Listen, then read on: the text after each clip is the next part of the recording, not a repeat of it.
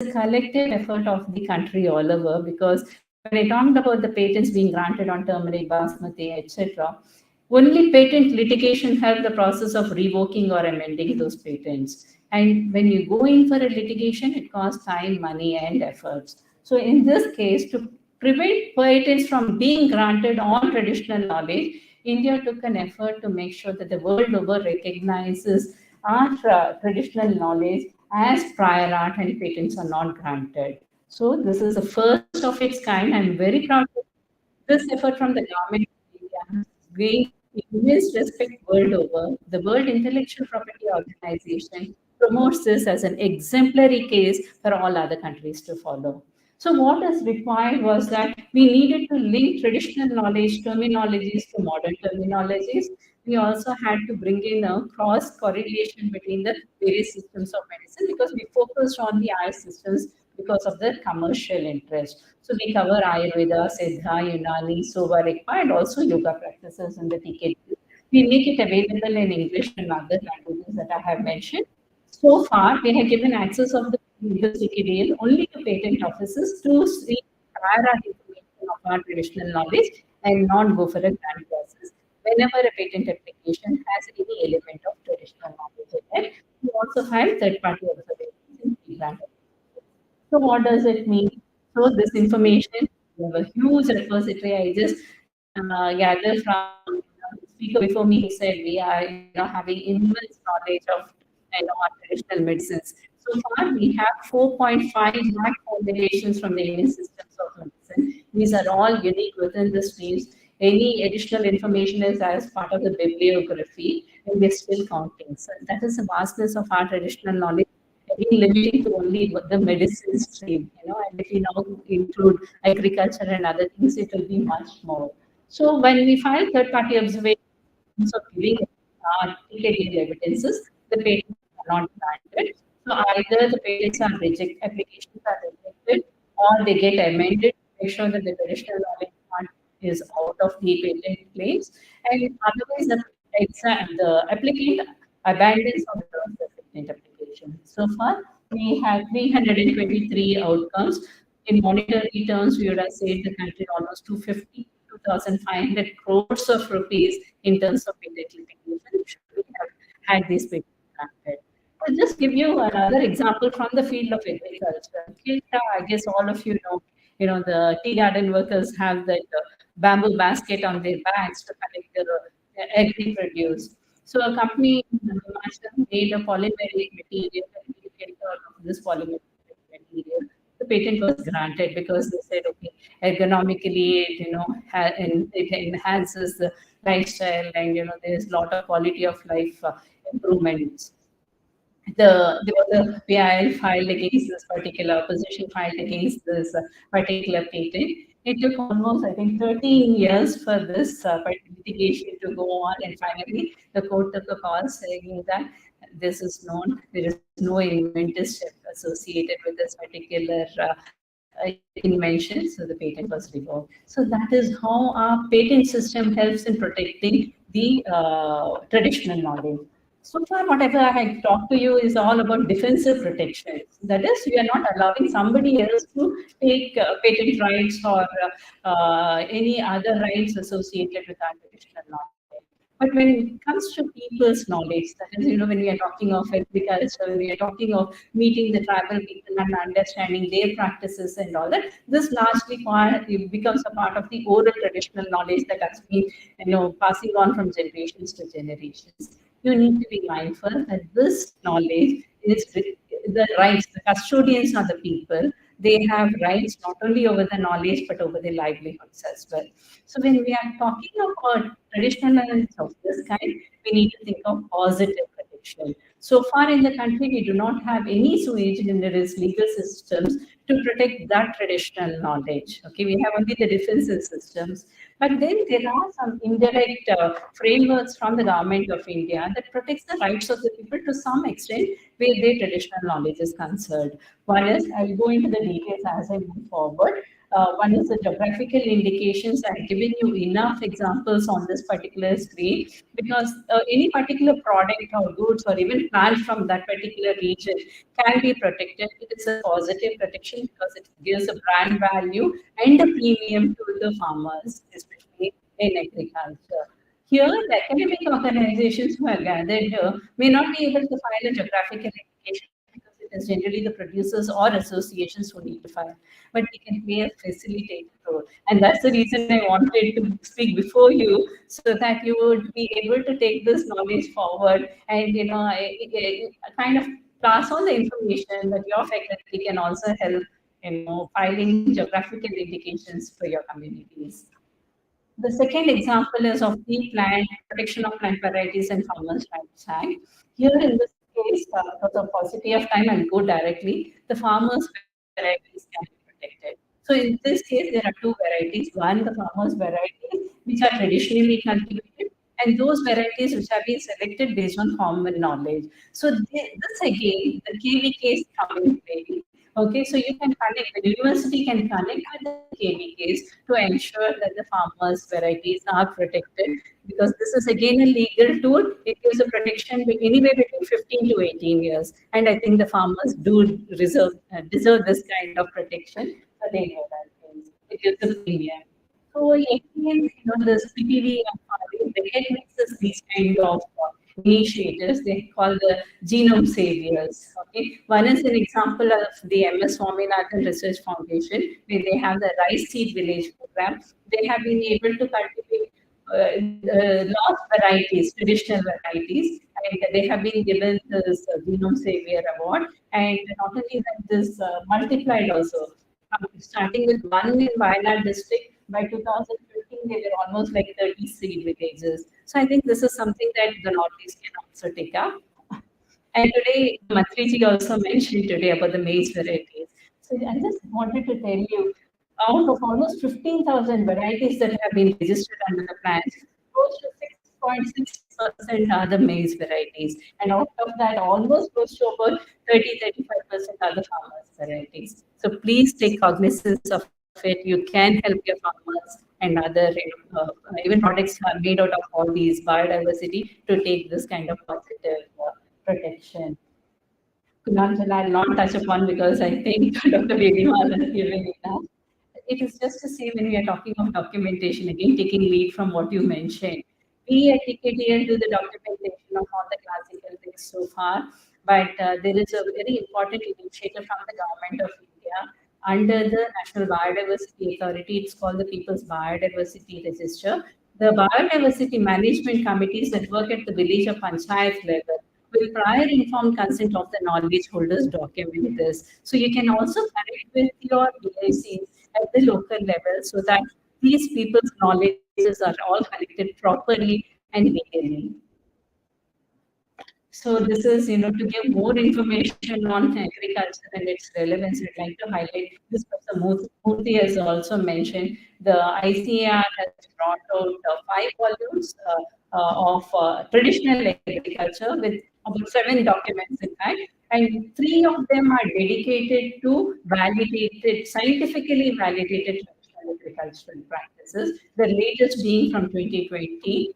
And in this particular document, they mention about 38 validated TKs, and out of that, 23 are multi-center trials. So it kind of gives you a confidence that our traditional practices are still relevant. And also, they have brought out the geographical indications. Please have a look at it. Again, because of paucity of time, I'll not go into the details, but I think the universities in the Northeast also can help the process.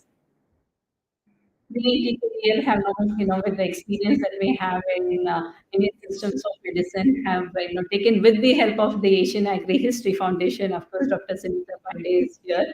We have gathered information of all the classical texts. It took almost 2 years to decide about the framework. That's the vastness of our traditional knowledge. It's not so easy. Talk it mantras or talk it, astrological predictions or astronomical predictions or even probability. There's so much information. It took 2 years for us to come up with this framework, and the documentation process is now again.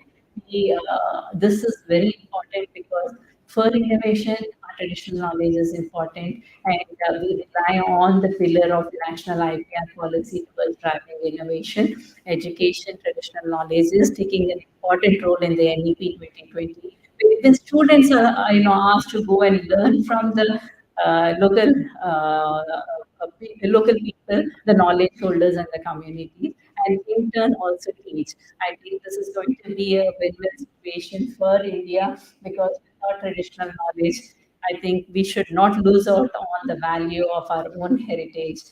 I'm very happy to say that the government, taking cognizance of the decades efficiencies so far, has very recently announced its approval to widen access of the decade database to researchers to promote R&D, innovation, and trade. And also, we, as I mentioned, we are exploring expansion into other areas as well as oral traditional knowledge. I would request all of you to please contribute to the decade.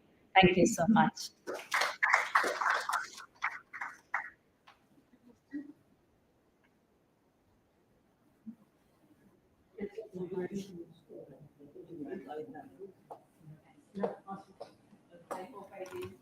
No. Very beautiful.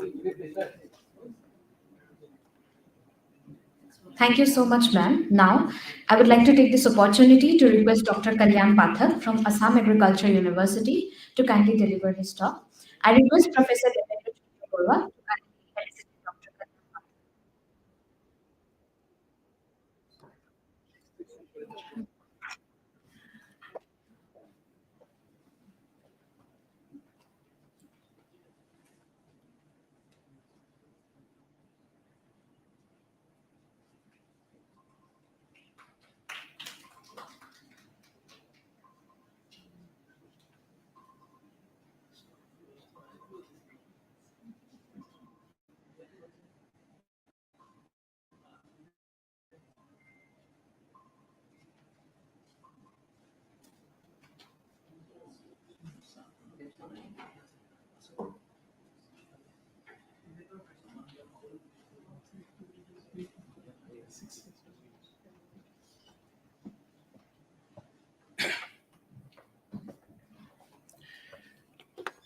Good afternoon, ladies and gentlemen.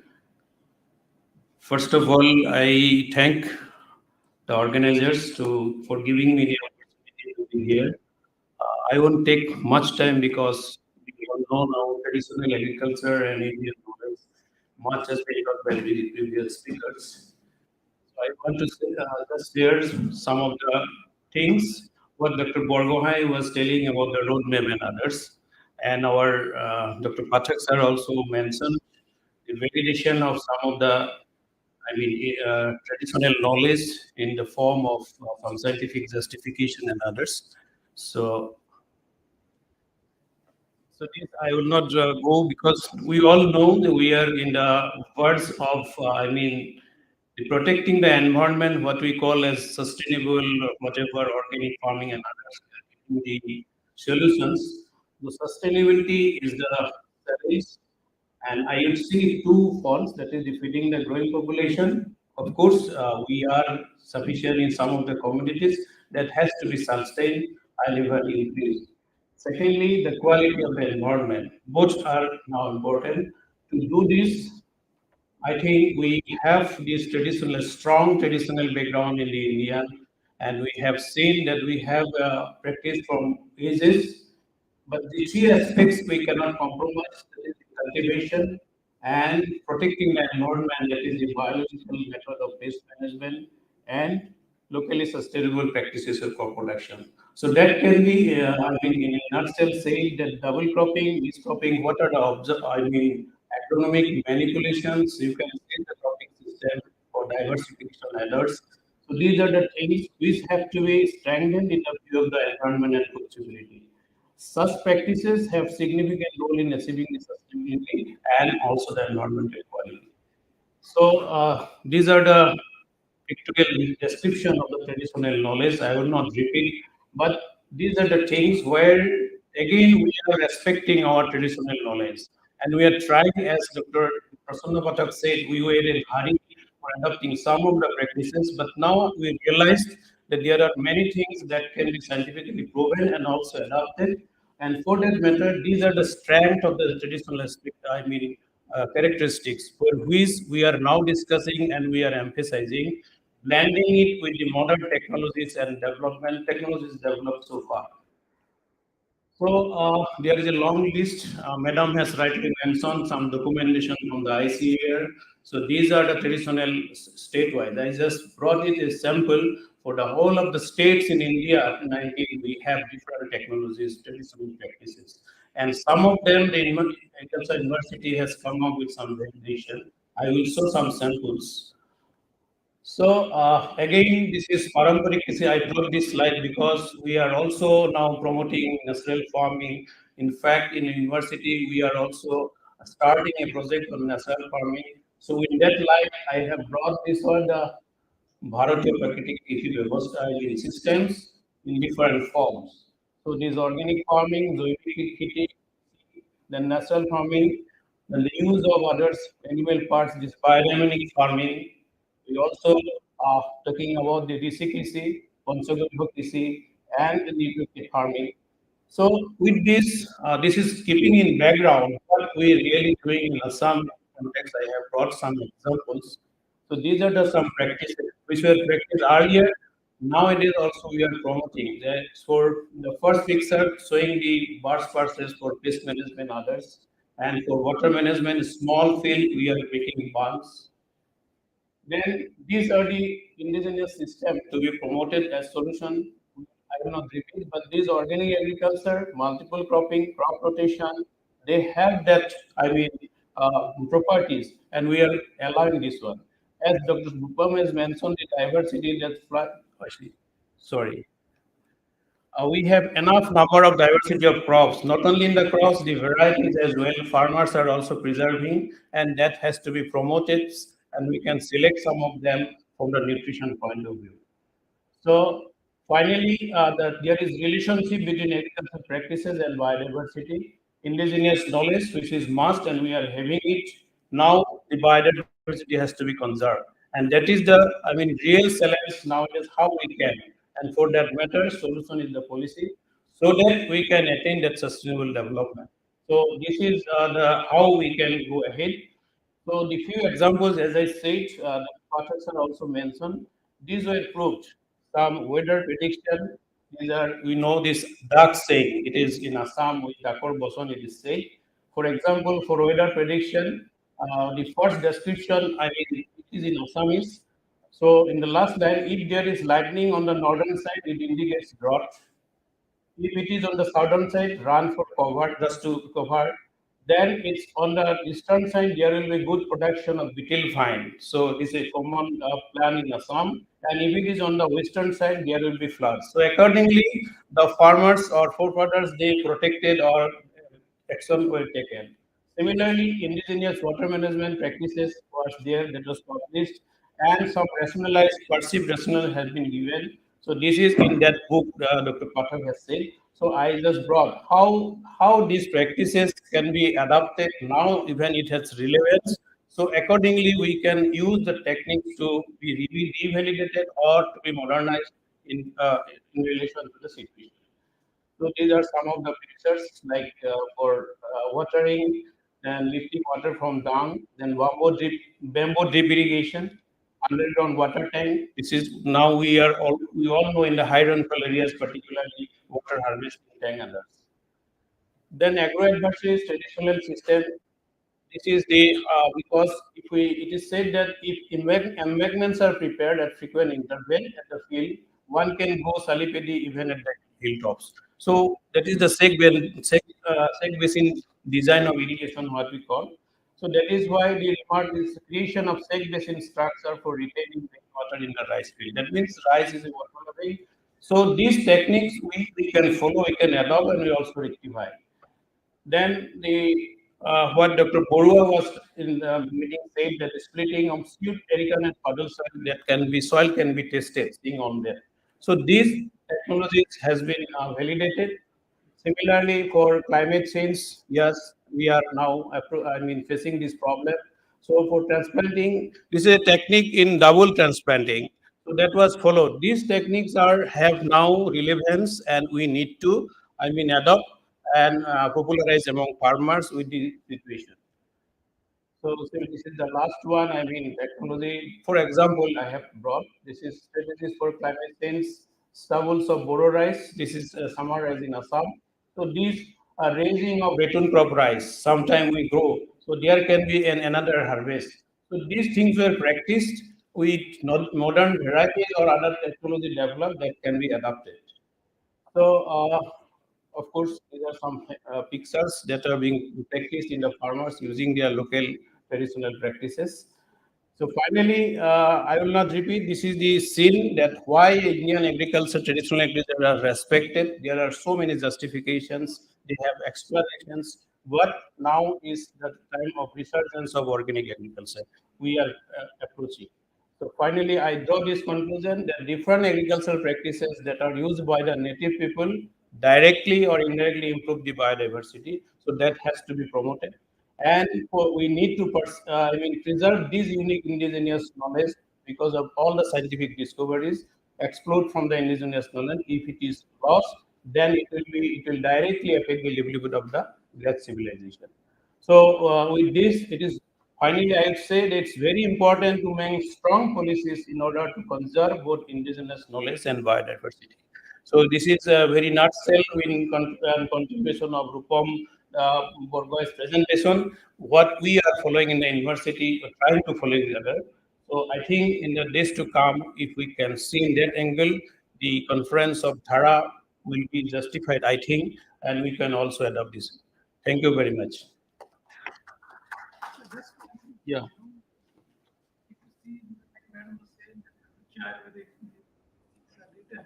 See, that time was different. This time is different. The soil health, if at that time and the soil health now, the climate at that time and the climate now. So everything has changed. So do you think that using the same traditional knowledge will work out? Definitely not. Definitely not. But that's why I said situation specific, and that has to be customized along with the new technologies. Because at that time, suppose for example, the embankment in the rice field particularly, they were made by manually. Now we can use some small, machineries also. But my intention is that that concept can be, popularized or customized according to our need in the present situation.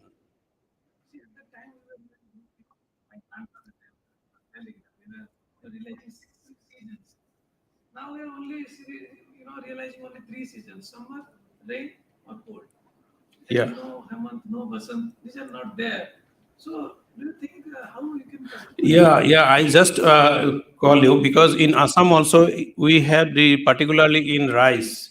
At that time we have three seasons: Ahu, Sali, and Boro. And that Boro was also in the in the lowlands, marshy land. But now that has been changed.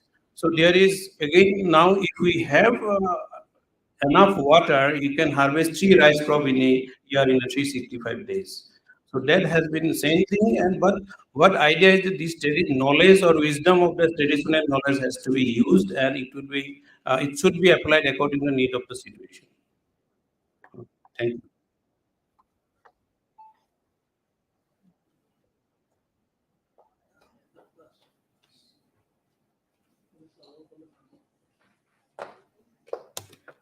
Thank you so much, sir. Now, I would like to request Dr. Pankaj Borwa from Assam Agriculture University to kindly grace the podium and make his presentation. I request Dr. Ishan Kolita to kindly felicitate Dr. Pankaj Borwa.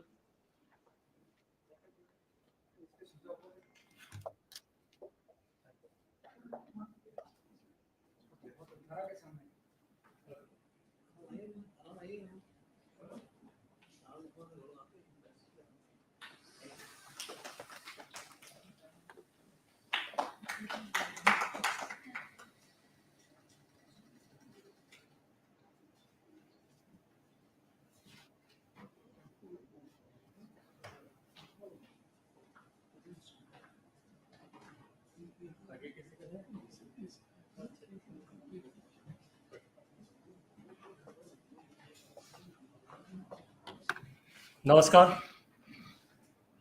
Thank you very much for inviting me to this session. Time is short. That is why I'll speak from my life experience and one experiment. So I'll finish in 10 minutes. Yeah. I'm a PhD from Tezpur University. In that sense, I am local here. And I am from this district. My place is 70 kilometers. And when we were a child, we used to have a river back our village. We had a pond called Shamnaran in the name of king. And we have a lot of lands, riverine lands covered with sedge, birina, kohua. So when I went for engineering, then government started an irrigation project on that small rivulet, lift irrigation project. So as of now, when my mother expired 1 month back, to complete the rituals, the river was not there. Then all those lands, they were, I think, they were taken over. They were now under cultivation. Trees are growing out there. And that irrigation project is gone. There is no sign of that irrigation project. The canals, brick canals, now make way for roads. So this is the pond is remaining there. That Shyamnaran pond. So that's why when Devin is a friend of mine, so also is Silent. When he sent me that mail to talk about water and land management, land and water management, that is my specialty on.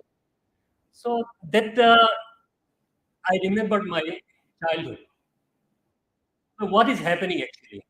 So what I think is that we should look back into our kind of thing. Why that pond still remaining there? So that's why my first point is traditional knowledge on water, that is supply management, get more water, and pond construction. You know, Assam has a very rich tradition of pond construction, and this is a pond constructed by Rani Ambika in 1374 in 0.5 square kilometer area. It's still remaining there. It's known as Shivsagar, and the place is named after that pond. It's a huge pond. And when the king desires to have a pond, he makes a decision. Sargadev, we call him. He makes a decision, and initiation is made in consultation with Borbora, Fukan, and Delrai, who used to be the priest. Then he orders the execution, and execution is done by King Fukan. Fukan is a his designation, and this Fukan is responsible for plan, measurement, time, material use. That pond took almost 11 months to complete. So they conduct soil experimentation first. There are a lot of things that they do it in the Amavasya, then divide the whole plot into squares, then started lighting diyas, then mark the diyas we put out first, then again dig some, then again put the diya. Then one Mati Cheleka taste the soil. His title is Borwa, Mati Cheleka Borwa. He taste Cheleka, yeah. So he tastes the soil for presence of water.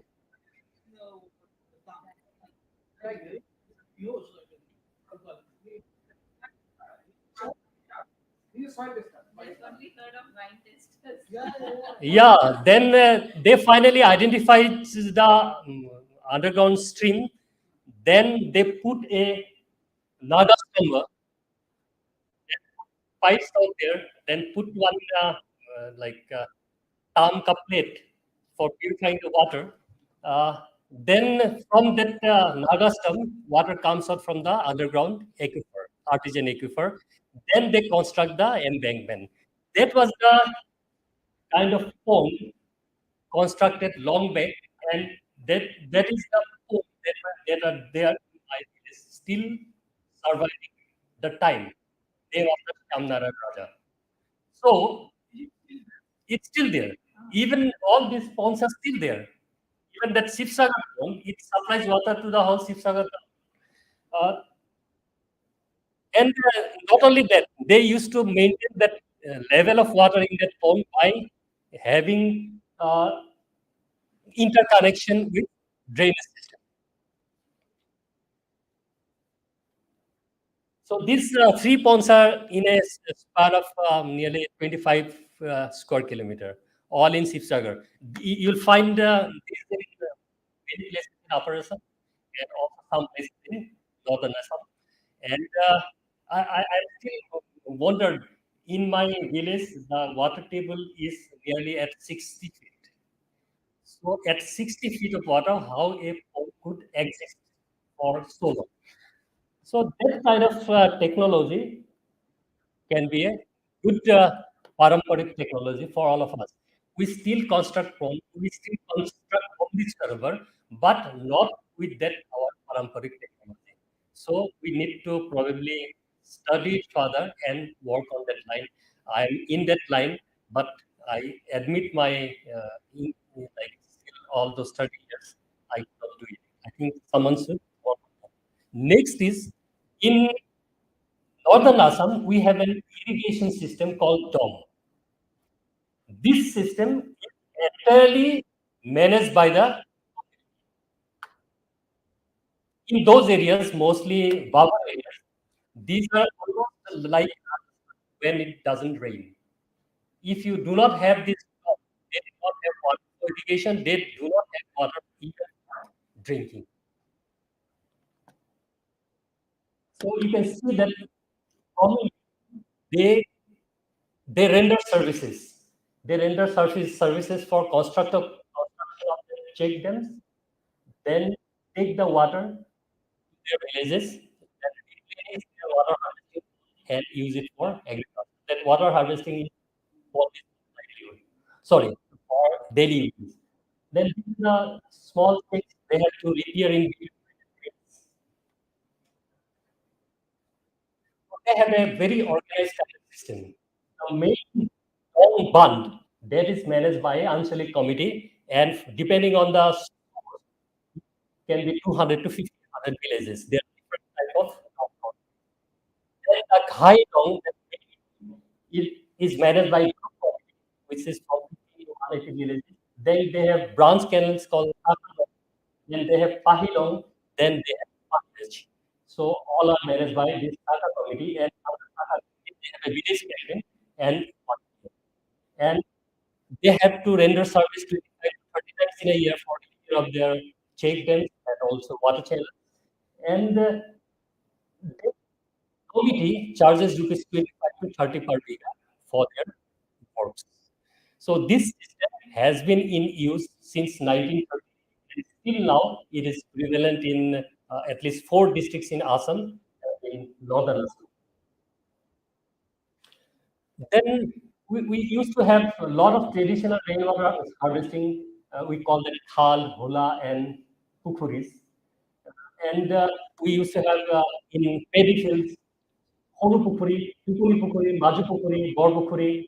And this small water harvesting structure can look very small, but it has a lot of environmental service.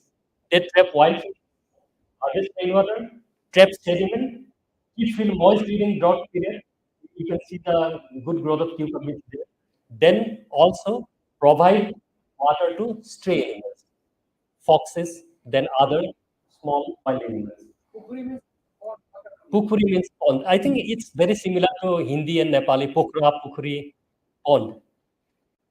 Then you can see this for excess runoff flood moderation. Then they also do groundwater replenishment. Then residual moisture for a rabi crop. This is a very common scene in Assam. You grow a gourd or a cucumber near to that harvesting structure. And my experience is that whenever you come forward for any kind of pond work, lot of women come forward because there is there they they want to get involved because water is mainly for women. And I think my predecessor, Dr. Pathak, has told you that higher in hills you need to have higher bunds. Uh, ঘনাই ঘনাই দিবা আলি পৰ্বতত ৰুবা শালি. You can see that this bunch can be as high as this much in hills. This is in Apatani areas. They grow millet in the bunch, and lower there they grow rice. Keep this, then in soil conservation, probably we should thank the Assamese farmers because they leave a blanket of straw while harvesting to protect the soil from wind erosion. Because during harvesting time, what happens? Its moisture, this environment is very dry, and we used to have these western winds. So these straws they protect the soil. This I'll skip because Rupam has already told you about that. From my life, what I feel is that riverside land management is very important for us because the river just behind my river village is gone because of human intervention. Allow to grow Ecora, Birina, Kohua, Hedge, and other soil binding stocks. That's very important.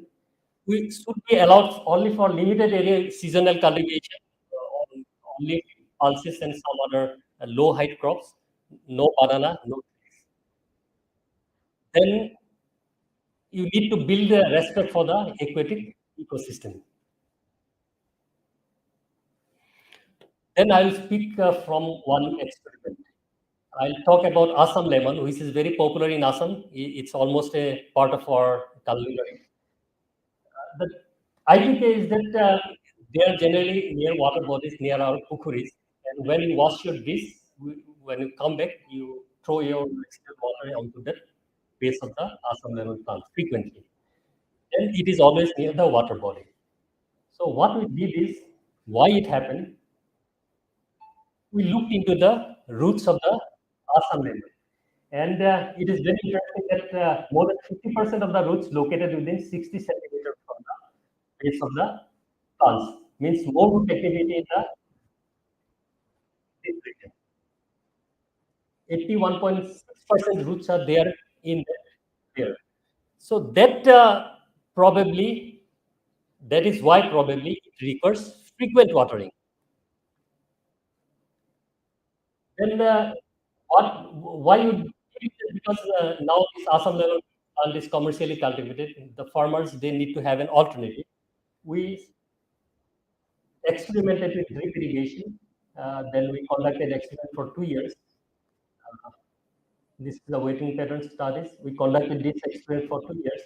And then ultimately what we studied is that two drippers of 2 LPS capacity fitted at a distance of 30 centimeters from the trunk on either side of the plant is good for the plant.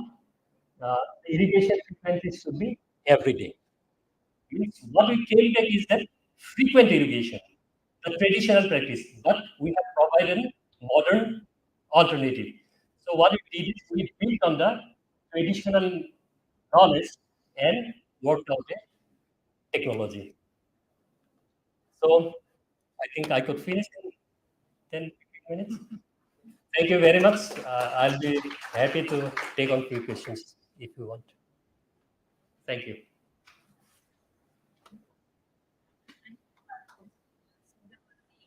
Co-opting or integrating technology with the traditional practice, right? So in terms of the benefits to the farmer, one is of course the drudgery of watering regularly. But what are the other benefits that we see? Well, I can't say about the benefits, but what happens is that when you take out a plant from city one or then what happens in the Assam level? It should be the city one, then domestication, then cultivation. Then from that traditional knowledge, you need to provide some kind of technology to the farmers. So there was a demand from the government, as well as demand from the citizens. That's why we looked into the what farmers are practicing, then what are the technologies, how to integrate both. That's how. That's what. I think we need to understand the rationale of the talking and then build on that rationale. Build on it. Yeah. To, I mean, like, the developed technology into the evolving situation.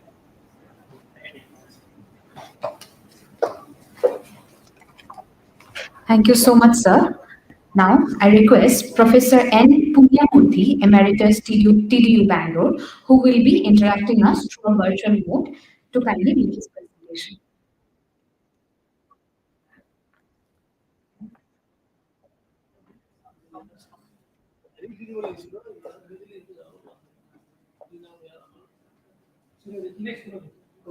Next.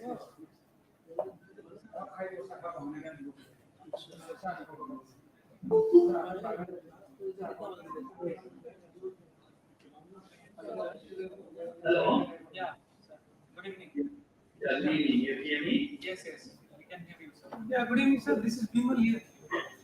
Yeah, people, how are you? I'm fine, sir. So, are you going to share that one, sir? Well, yeah, you can share that. You are there, you can always supplement. One second. I'm just.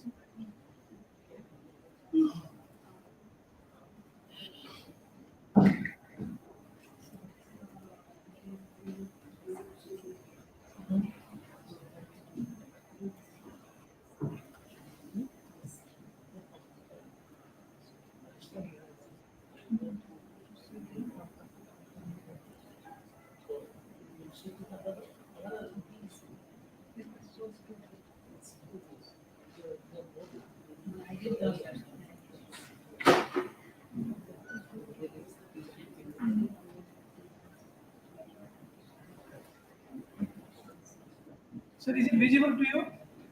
Not yet. No. Now, are you able to see? Still not.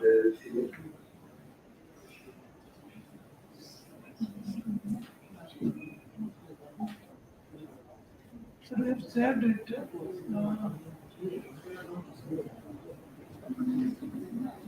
Just.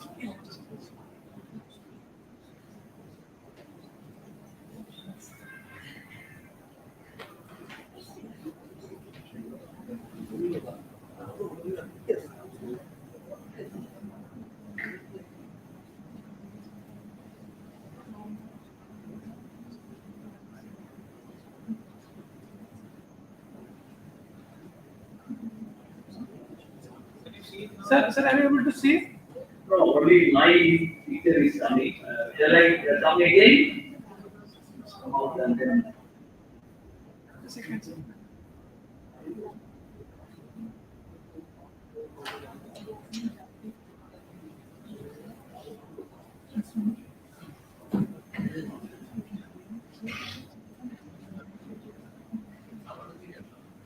Now I am able to see you both.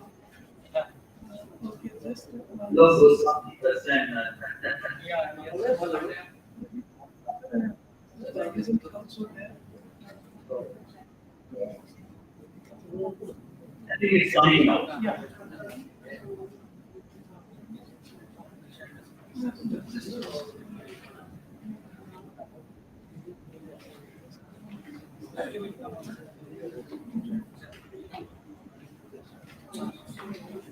Yeah.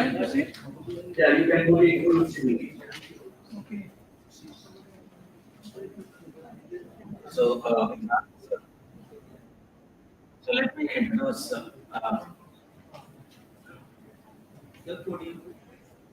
Sir, you guys put your video.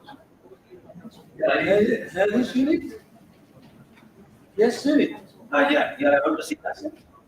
yeah. Professor Punyamurthy is a professor of emeritus from TDU. It's a private university in Bangalore. Before that, he was retired as a professor from Department of Veterinary Pharmacology and Toxicology from Tanvas, which is called as Madras Veterinary College. So he has, he has developed this 23 formulas, which is being validated by NDD, National Dairy Development Board, and Transdisciplinary University. And he's going to speak about this, how this ethno-veterinary medicine he has worked out, and he shared with NDD free of cost, and it is available online also.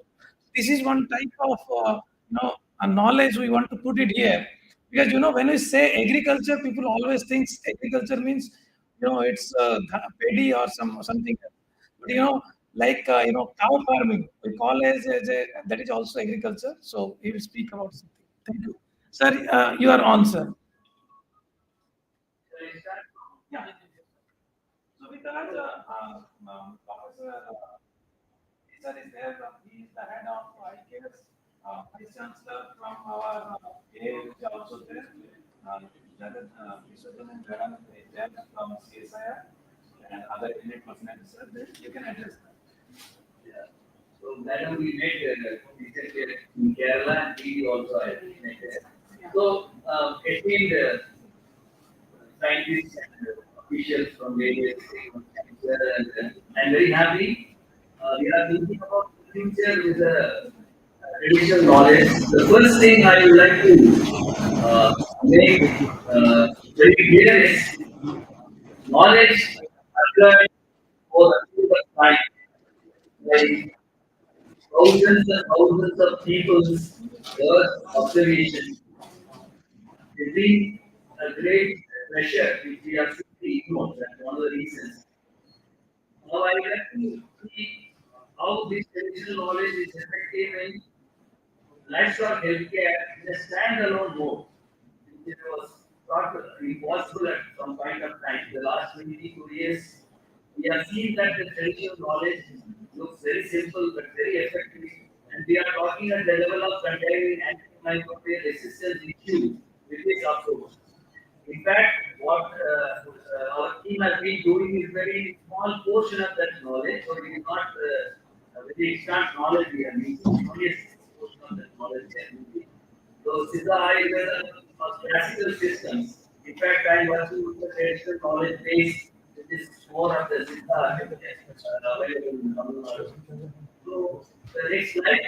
So what is very important is this knowledge should be translated for use. Otherwise, they're telling about it and then saying that this is good, that is okay, everybody is safe. This is not the way we have done it. We have seen that in the real time clinical situations. So, what is the need for that? Why we went for this knowledge? Because we have already understood the pure molecule of this is not very.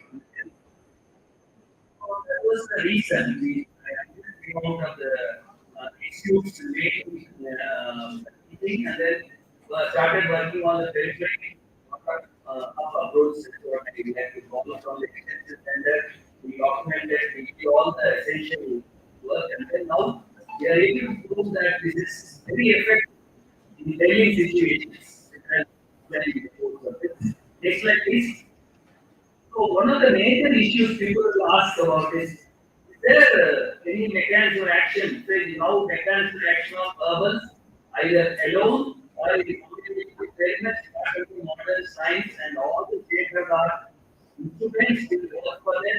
In the last 20 years, we have amassed millions of papers on this, and, but they are all isolated. What we have done is bring together this knowledge for real-time. Next slide, please. You see, the modern approach is always clean, microbes. We keep everything tight, CPDs, and the suffix they add. Our approach is not like that. We would like to understand that microbes are really ruling the world and we have to live in decent without really disturbing everything comes to us, either in agriculture or in the environment, animal and human health. Dictionaries. So, few years back, WHO was very serious about the use of antibiotics because they know there are no new antibiotics for the last 30, 40 years. The old tools are being used. So, they thought it very essential to conserve the antibiotics right now. So, the result they have told us to restrain the use, but nobody came out with any alternative ideas. So our Indian traditional knowledge has so much in store.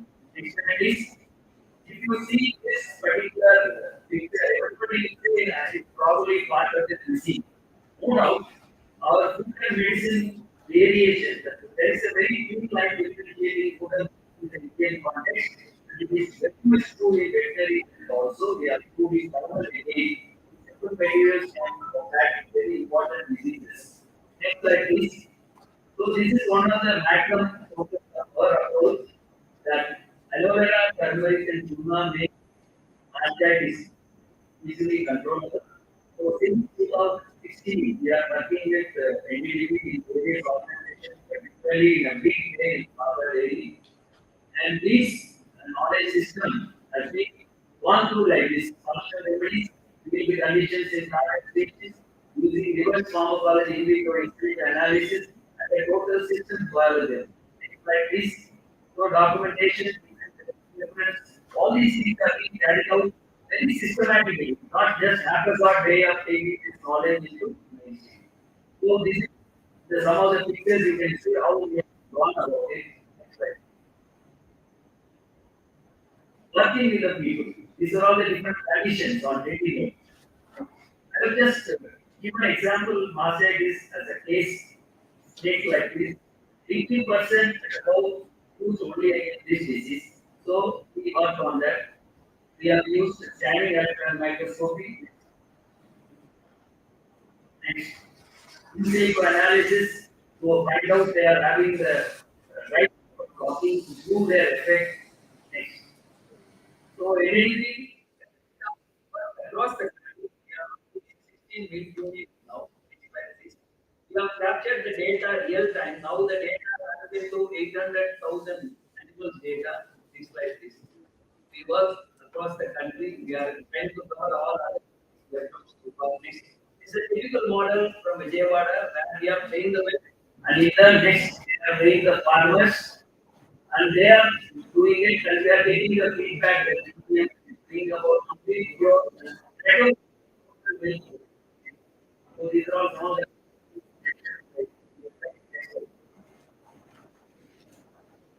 these are all available in the public domain. You know the value of this knowledge put in the public domain and also in a very authentic manner is very crucial for forever.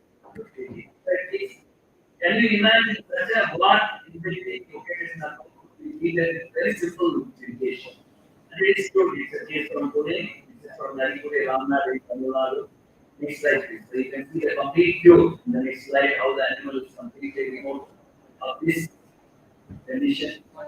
Next slide, please. If you see the undivided garlic, turmeric, turmeric, sweet basil, and neem mixed and applied with butter, nobody believes this is true. This is very much part of the science. Don't worry about the traditional, but enough science to explain. You can see the effect on yourself. Next slide, please.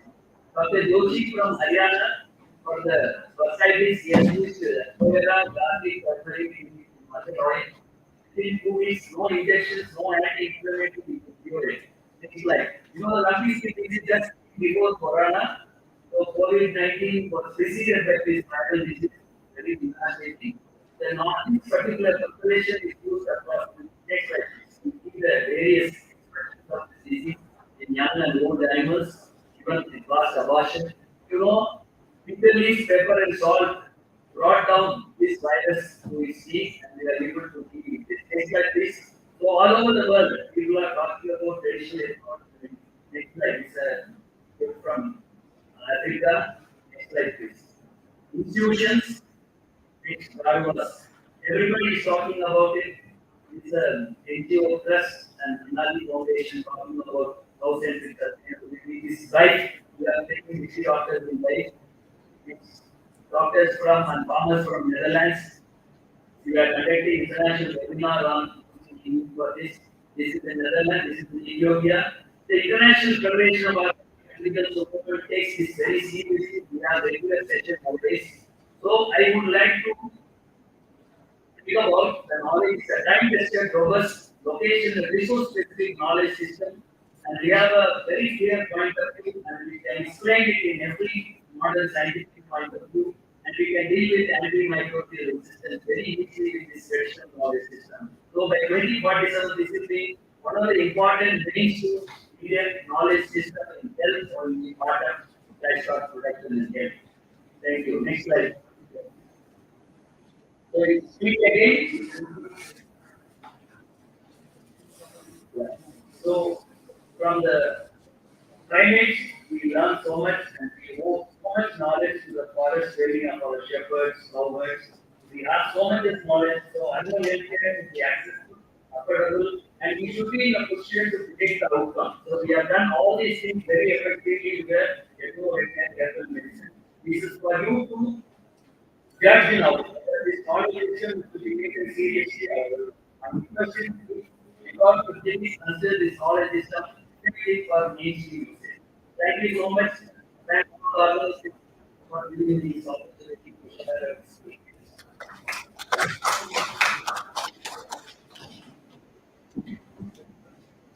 Any questions, audience is ready to answer? Yes, madam. Lumpy skin disease. Professor Purnimurthy, you mentioned about the lumpy skin disease and you talked about pre-COVID. Yeah, is it a different kind of virus or was it only the same SARS-CoV-2 on the animals? Madam, this is actually related to sheep-pox virus, but now they have found out it's a separate virus. We started about some 40, 50 years back in Africa and slowly traveled to Eastern Europe and come out. Only 2018 they recorded for the first time. They have isolated and said it is likely to come from the sheep-pox virus. Okay. How long is this treatment? I mean, what's the duration of this traditional treatment that Vietnamese prefer? Lethal leaves, pepper and salt has got to be given on the first day every 3 hours, and then the following days 3 times. And we have also got another preparation with about 12. It deals with the fever condition of that. So it takes about 5 to 7 days. And the advice is not to rub, past lesions affecting mostly the implants and things. Very clean. So people should not rub. They should not allow the opportunity to create wounds on the surface of the wound. Unfortunately, lumpy skin disease virus affects and creates nodules not only on the outside but also in the retina, esophagus, lungs, and many other internal organs. This is why young calves, 1 to 6 months, they suffer more. But we are able to see a recovery, but it takes a longer time. In young animals. Other animals normally we between 7 and 10 days. They come out already. Around 18 to 30. Yeah, again, I mean, I'm talking from a modern science perspective. Typically, viral diseases are known to be kind of, passing on, contagious kind of. So, would your treatment be also prophylactic or only therapeutic? Always we talk about, madam, this is prophylactic also because in cases when you find 1 or 2 nodules in 2 or 3 animals in a farm, then you start giving to other animals who have seen this is not spreading. But this is very, very unique in foot and mouth disease. They have recorded very categorically because unlike this LSD, we do not know the spread, we are not able to fix this mode of transfer. Whereas FMD comes like a wave. You are giving a treatment of other preparation, herbal preparation in FMD. We are able to take the spread. Prevention is very much part of our approach. Thank you. Thank you so much. Thank you, sir. Thank you for your presentation. I will present the rest of the things here. Okay, and they have already demonstrated some of the mastitis and LSD yesterday. And tomorrow we have an open house discussion, and I have displayed the whole 23 formulas here. Thank you, So sir. this is the best part of it. Easy transfer of technology. Traditional knowledge is a transferable technology to every group and corner of the country. Thank you so much. Okay, sir. Thank you so much, sir. Now, I would like to request Dr. Surajit Kalita from Assam Agriculture University to kindly make his presentation. I request Dr. G.S. Murthy to kindly felicitate Dr. Surajit Kalita.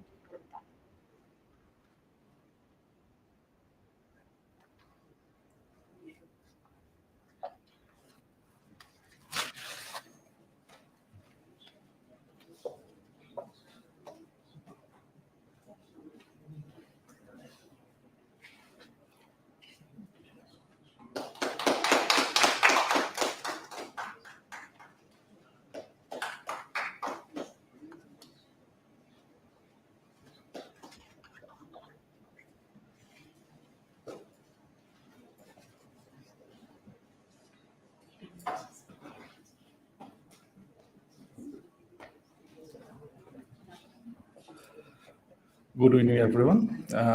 First of all, I would like to offer my thanks to the organizers for giving me a chance to deliver my or to share my thoughts with you. Due to time paucity, so I will be seeking some things which have already been told by the previous speakers. My topic of discussion will be how best the IT case could be utilized for the pest management. Basically, I have been working on collection validations and then dissemination of those technologies with respect to insect pest management. Basically, I have worked in 2 or 3 different projects wherein I have collected so many different IT cases that has been prevalent among the farming communities across the state. So I'll be sharing some of the thoughts there, and I'll be sharing, and also I have validated some of the important IT case at Assam University, and I was sharing how we have been just carrying out those activities and how best we can just disseminate in future. Regarding my previous speaker, Madam, said that we should promote this ZI registration and registration of plant varieties. Actually, Assam University has given some prioritization in terms of registrations of those indigenous uh, means products or processes in terms of your like this one, ZI. And this has been ZI tagged very recently in association with Assam University. And likewise, 5 or 6 numbers of your products has already been ZI tagged with the association of Assam University, and 4 or 5 numbers of your farmers varieties were been means registered under PPBFRA. So Assam Agriculture University has been taking care of in promoting, then protecting, and then validation of those indigenous technical knowledge. So these are all noted. These ITKs were known with different names, and it is not only the processes but also the know-hows and then consultations are in terms of folklores and all. So all those include the technology, which actually gives us so much of different knowledges which one can just take the advantage and in mitigating different problems. So these are some of the characteristics known to all. So I will skip that one.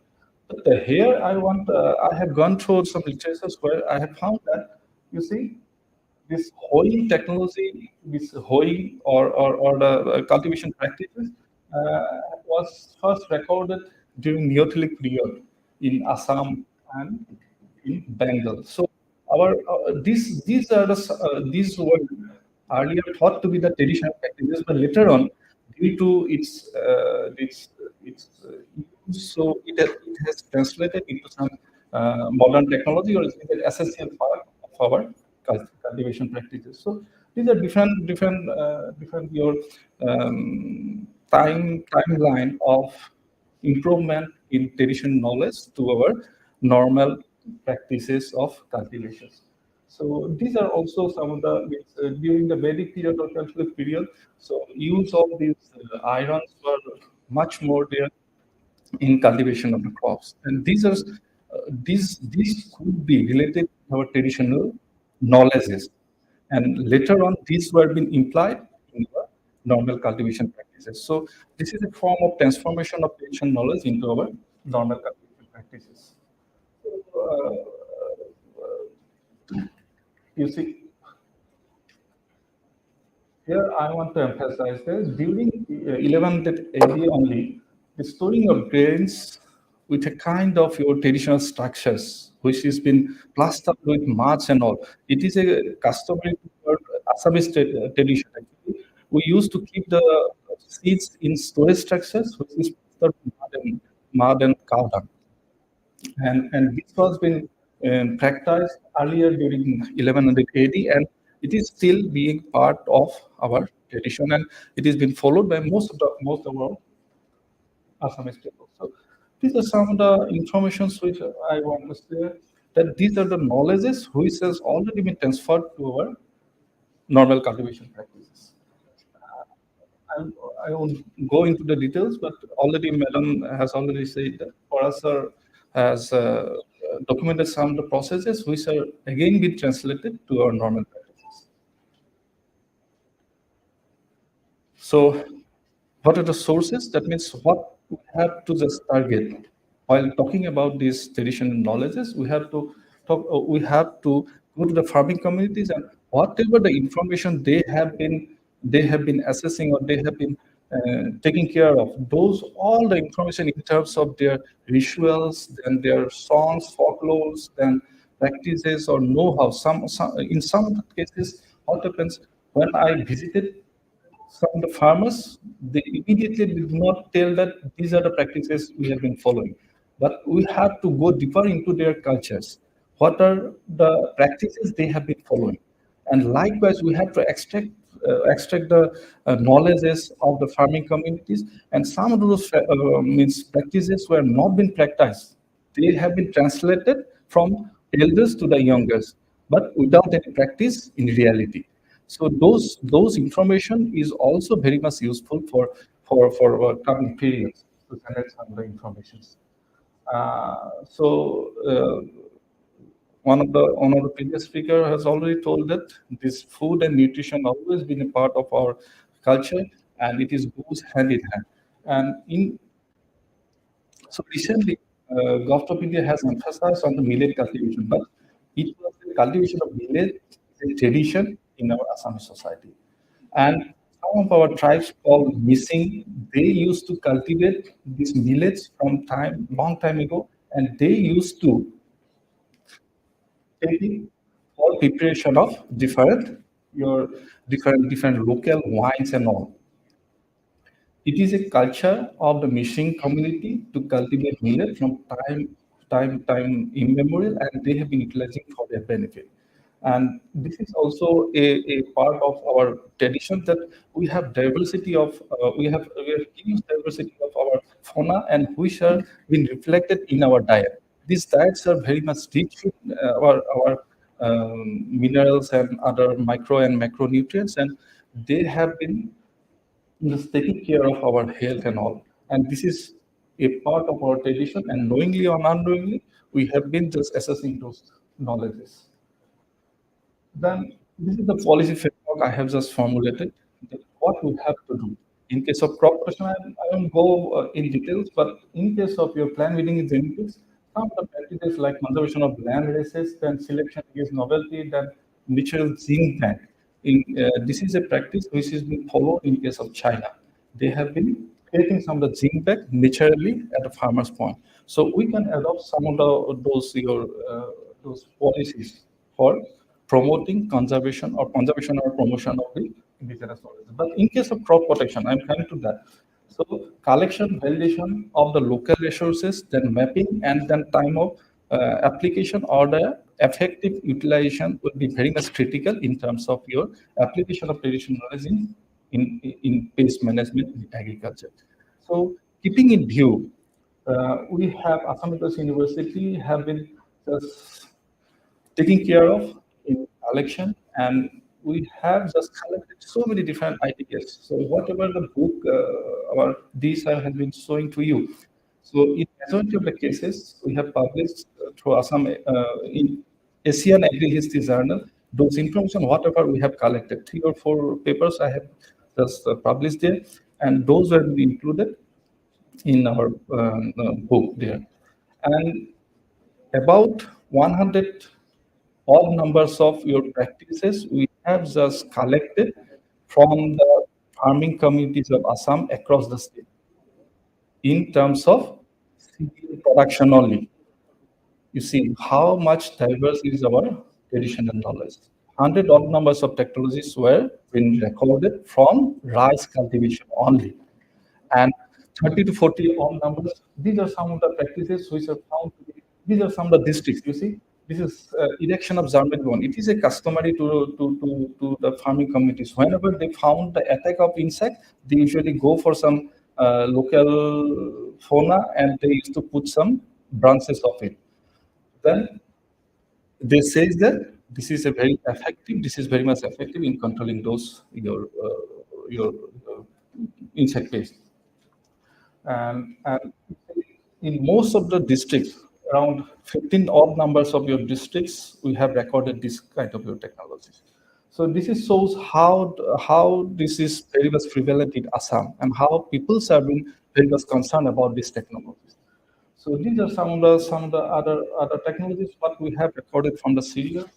So these are some of the important aspects of indigenous traditional knowledge. These are odd numbers. So lots of different technologies we have developed or knowledges we have developed. But thing is that here important to note that over the time the peoples of Assam has rectified those knowledges according to their need. Sometimes we have recorded that if they have applied some of the plant materials, along with that they used to integrate some of the chemicals also. As for example, in case of management of your soil-borne insect pest of, particularly mold cricket of your wheat. There, what they do earlier, they used to put some bananas into the soil so that the insect comes into it, and then they used to kill it. But later on, what they have developed, they just put some malathion or some insecticide along with that material, and they to put it in the soil. And whenever this rodent or the other insect comes into it and kill it, then they used to die. So they were very much utilizing the old knowledges along with the modern technologies. Some of those your informations we have also collected. These are some of the pictures what we have recorded during the time of survey. So these are some of the pictorial representation of those ITKs. So these are some of the information like what are the knowledges that are practiced in case of vegetable cultivation, and mostly the people of Assam they used to put the wood ash. It may be wood ash or it may be straw ash, which ashes into the vegetable cultivation. Mostly in case of brinjals, they are saying that it is very much effective. But we have standardized it, and then we have said that around 25 kg of wood ash per bigha, that means half acre. Half acre, if we apply 25 kg half acre, then it will be great to control the sucking insect. Likewise, so different technologies we have developed, and we have validating, and we have been disseminating through our package of practices. There are about 35 odd numbers of your practices we have recorded from vegetable cultivations. These are all. Then you see, this is how they spread. And in many of the cases, we have seen that they used to do some fish losses in citrus or in vegetables. And many times it is said that this fish losses sometimes it helps in putting some nutrients to the plant. Otherwise, in case of insects, also, some of the predatory, you see, this is the predatory, and they used to come to that fish losses or the small droplets or pieces of fish, whatever comes with the fish losses, they used to come to pick that up, and along with that, the insects, whatever present in that, they used to kill or they used to trap it down. So likewise, this is also a good practice which actually gives control to the insect pest in vegetables. Likewise, these are some of the other pictures what we have recorded. So we could able to record so much of different your ITKs pertaining to vegetables. Then these are some of the pictures about the storage of your storage pertaining to the storage problem.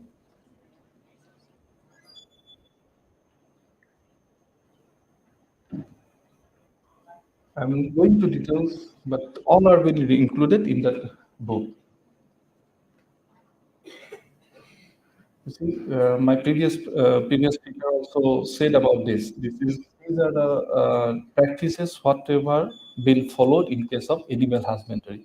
In Assam also, some of the people they used to follow ethno medicines to control different aspects of your animal husbandry problems. When I was working as a subject matter specialist in KVK Chirag, I have encountered one special case. There, the piggery is a very much important sector among the Boro communities or tribal communities of Assam. Every household they used to just rear pigs there, and they says that there is a special plant called Akongos. I don't know the scientific name of it, but they used to take the bark of the plant and they make a paste and then they feed it to the pigs to control the worm. They says that I have visited 10 to 20 numbers of your farmers. They says that it is 100% effective. But thing is that we have to standardize the dose. What rate we have to administer. That means what quantities of the bark we have to mix it with the water and per dose of that. They says that based on the age of the piglets, they used to feed them up. They knows what is the dose, but they didn't disclose those doses to me. So likewise, though there are some indigenous practices are there which are very much been applicable in today's context also. If we can go extensive surveys and then validation of it, then it could be very much useful. So these are some of the facts what we have got during our validation program. So in one of the cases, we have seen that most of the people they used to hang some of the rotten things in the rice cultivation. They says that hanging of dead frogs and fishes or kusias or some other fruits and all, they used to say that it traps the gandiba. Then I have started to evaluate whether it is very much effective or not at our research stations, research farm. And I have found that whenever we install that dead fishes or dead things in our rice crop at the milky stage, it didn't work. Nothing was trapped. So what might be the possible cause of that? So it might be because everywhere rice is there. If you put a thing or a rotten things, it might not come because they have lots of rice to choose on. They have enough food to feed on. If I'm asked to take the rotten food, I won't go. As because I have some other food to take on. If there is nothing in the field, then it might come up. So time of application of that particular indigenous knowledge will be very much crucial in this case. So I'm trying to just find out at what stage of the crop we have to install it to just catch those areas. But farmers are saying that it is very much effective. So there might be some rationale or there might be some information which is I'm missing out. So I'll be trying to do that. How long will last? How many times do they change the fish or the prawns? This is just once they install that one, immediately it traps the gandhi bug. No, but your crop, once it starts to grow, it takes a Actually, gandhi bug attacks during the milky stage. When it is in dark stage, it comes. Always it causes problem during that stage. So I have installed that one. This is how I have installed, and I have found that I have video on that. They are there in the field. They are very much prevalent on the field, but they haven't visited these traps. And I have personally recorded that after 3 days of installation, these fishes or frogs they started emitting smell only after 3 days, and it start or it lasts up to fifth day of installation or sixth day. Then after that, it completely dries up. So during only 3 days left to attract that one. So possibly I have missed that correlation. At what point of time we have to install it and at what time we have to remove it. So that has to be found out. This is the rationale or this is the scientific investigation what we have to do before recommending to the community. This is how I have installed, and doses at different doses also I have. Uh, there is another. So I have already told you that people used to put some sticks of some medicinal plants in their rice crop to protect their crop from insects. There is a plant called Posotia, what we Assamese call, and in scientific name it is called as Vitex nigando. And people used to put them up at a definite interval in the rice field whenever they saw the appearance of insect pest in their field. I have also installed at different rates.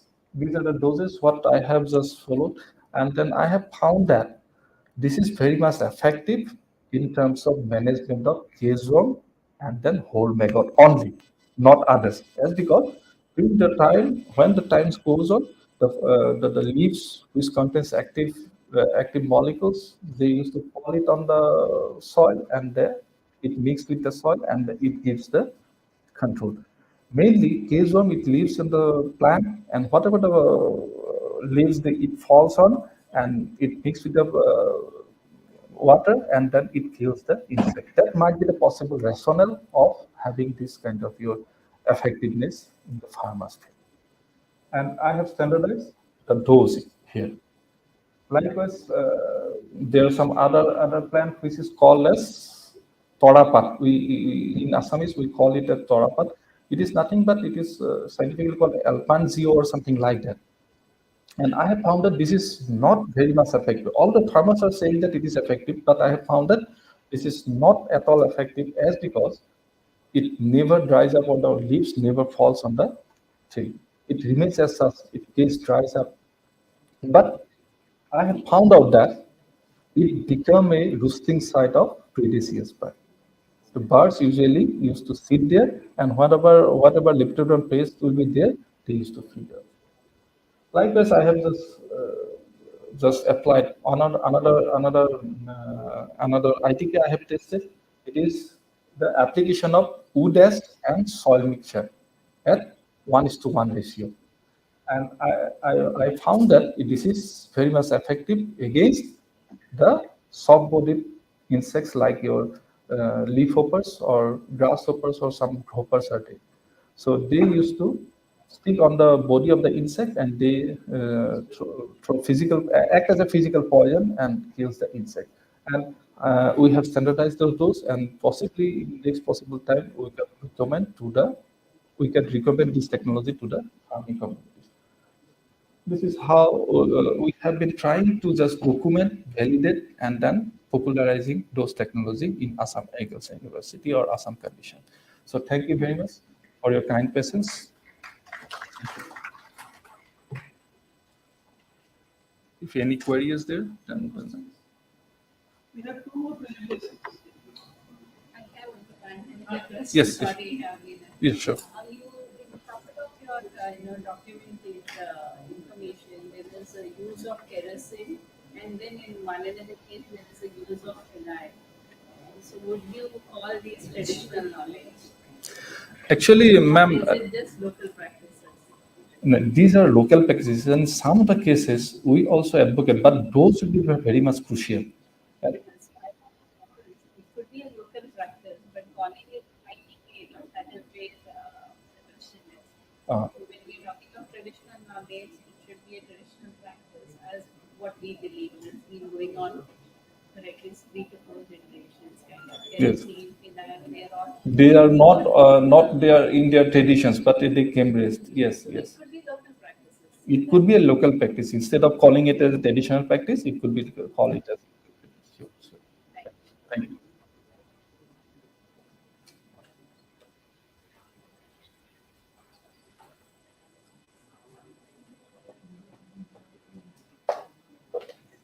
Thank you so much, sir. Now, I would like to request Dr. Sunita T. Pandey, Department of Agronomy, G.B. Pant University of Agriculture and Technology, to kindly make her presentation.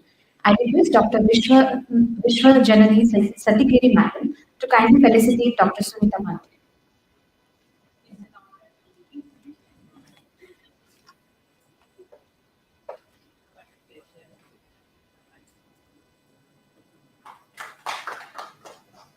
This is the treasure of Assam.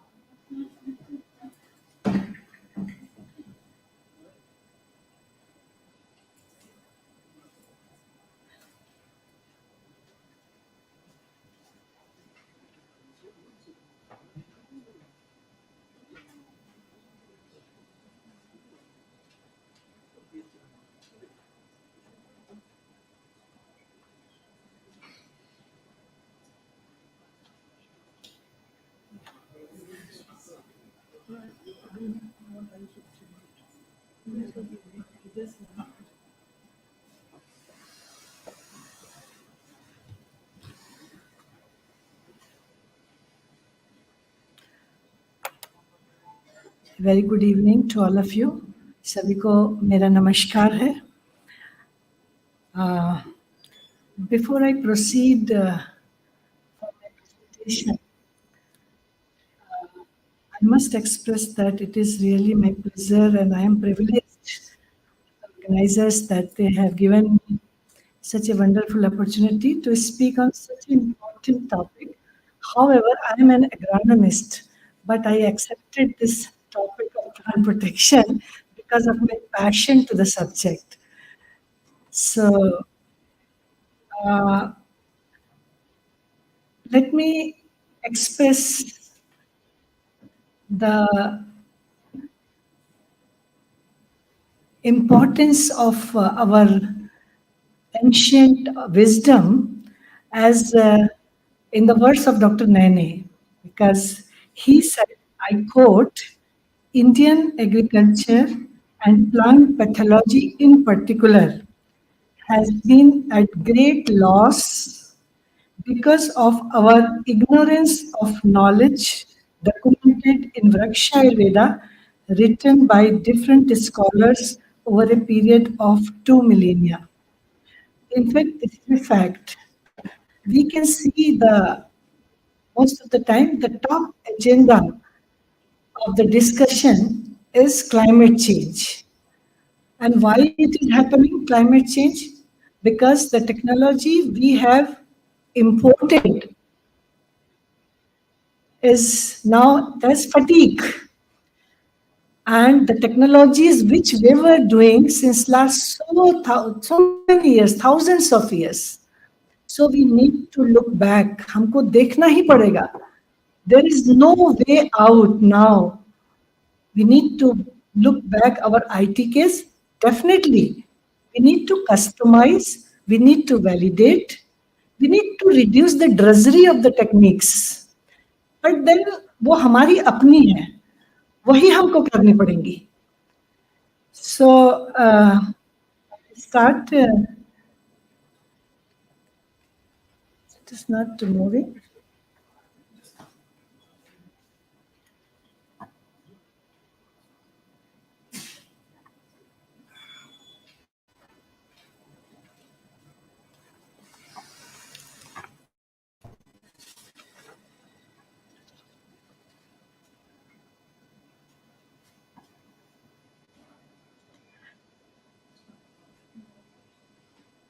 चलिए, जब तक नहीं होता है then we can proceed.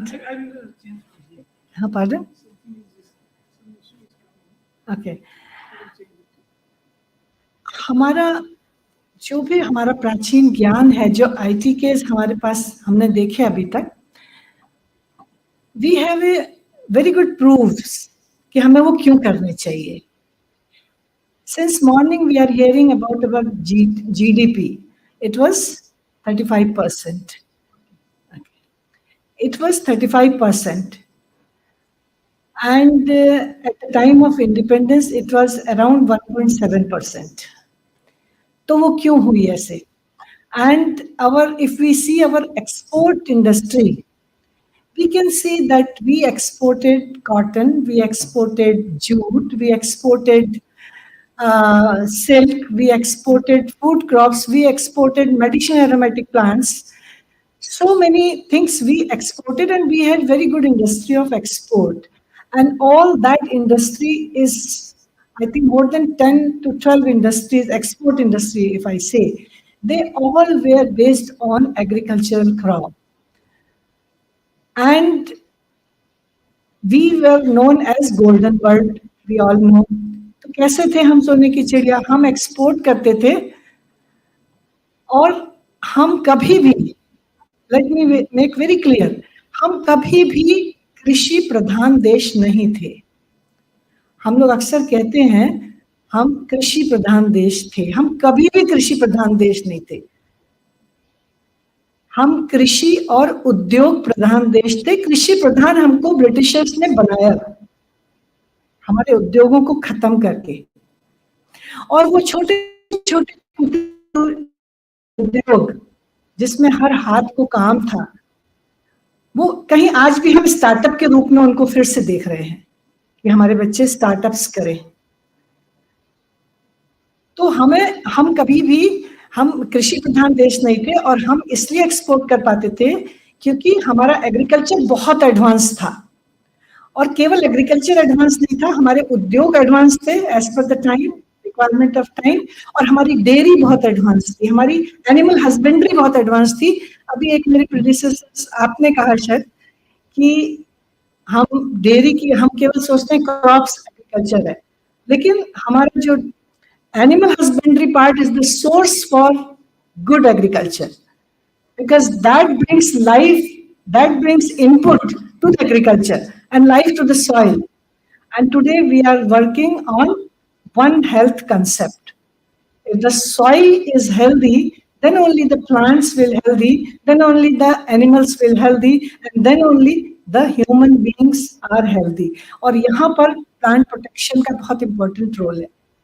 But we need to look all those technologies. We need to look all those principles and practices which have been followed by our sages and saints. Lekin it is really very unfortunate in our university, like first university of Asia, G.B. Pant Agriculture, G.B. Pant University Agriculture and Technology, 174 fraternities in our college. If I ask open question, tell me the 5 names of our agriculture and animal husbandry visionaries, I doubt कोई भी बता पाएंगे, 1-2% को छोड़ के, वो भी जब हमारा वहाँ एशियन एग्री हिस्ट्री फाउंडेशन हमेशा लगातार कुछ ना कुछ बातें करते ही रहता है उसके बावजूद। तो we must look back, we must learn from our saints and sages and documents. So these are our some of the visionaries. हालांकि यहाँ तो मैं समझती हूँ सभी आईटी के वाले बैठे हुए हैं तो कईयों को पता होंगे ना, लेकिन हमारे यहाँ पर अभी ऐसा नहीं है, इन जनरल यूनिवर्सिटीज में नहीं है। So Vriksha Ayurveda, as the word says, application of Ayurveda in agriculture. Application of Ayurveda in agriculture.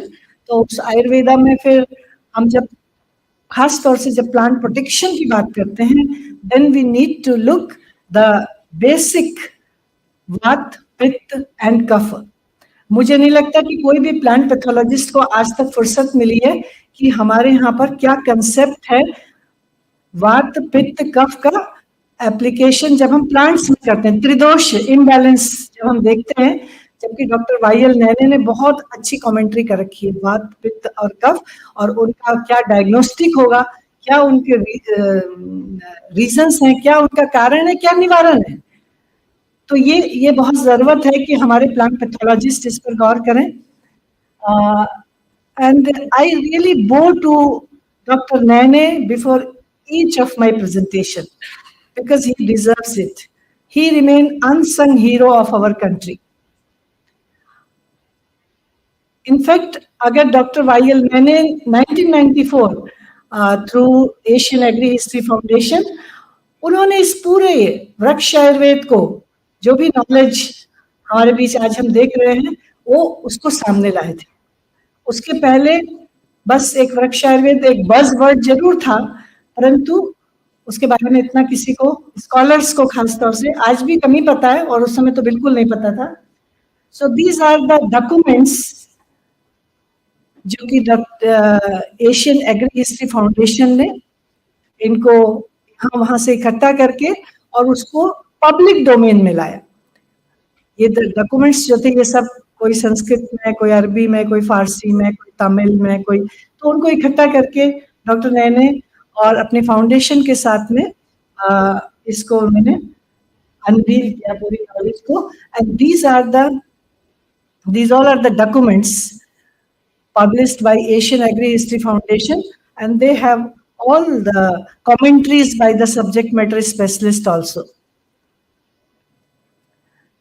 Now, coming to this plant protection part, the Surupala was the first person, or was Vaid, he was a Vaid. See the multidisciplinary approach. He was Vaid, and he did a lot for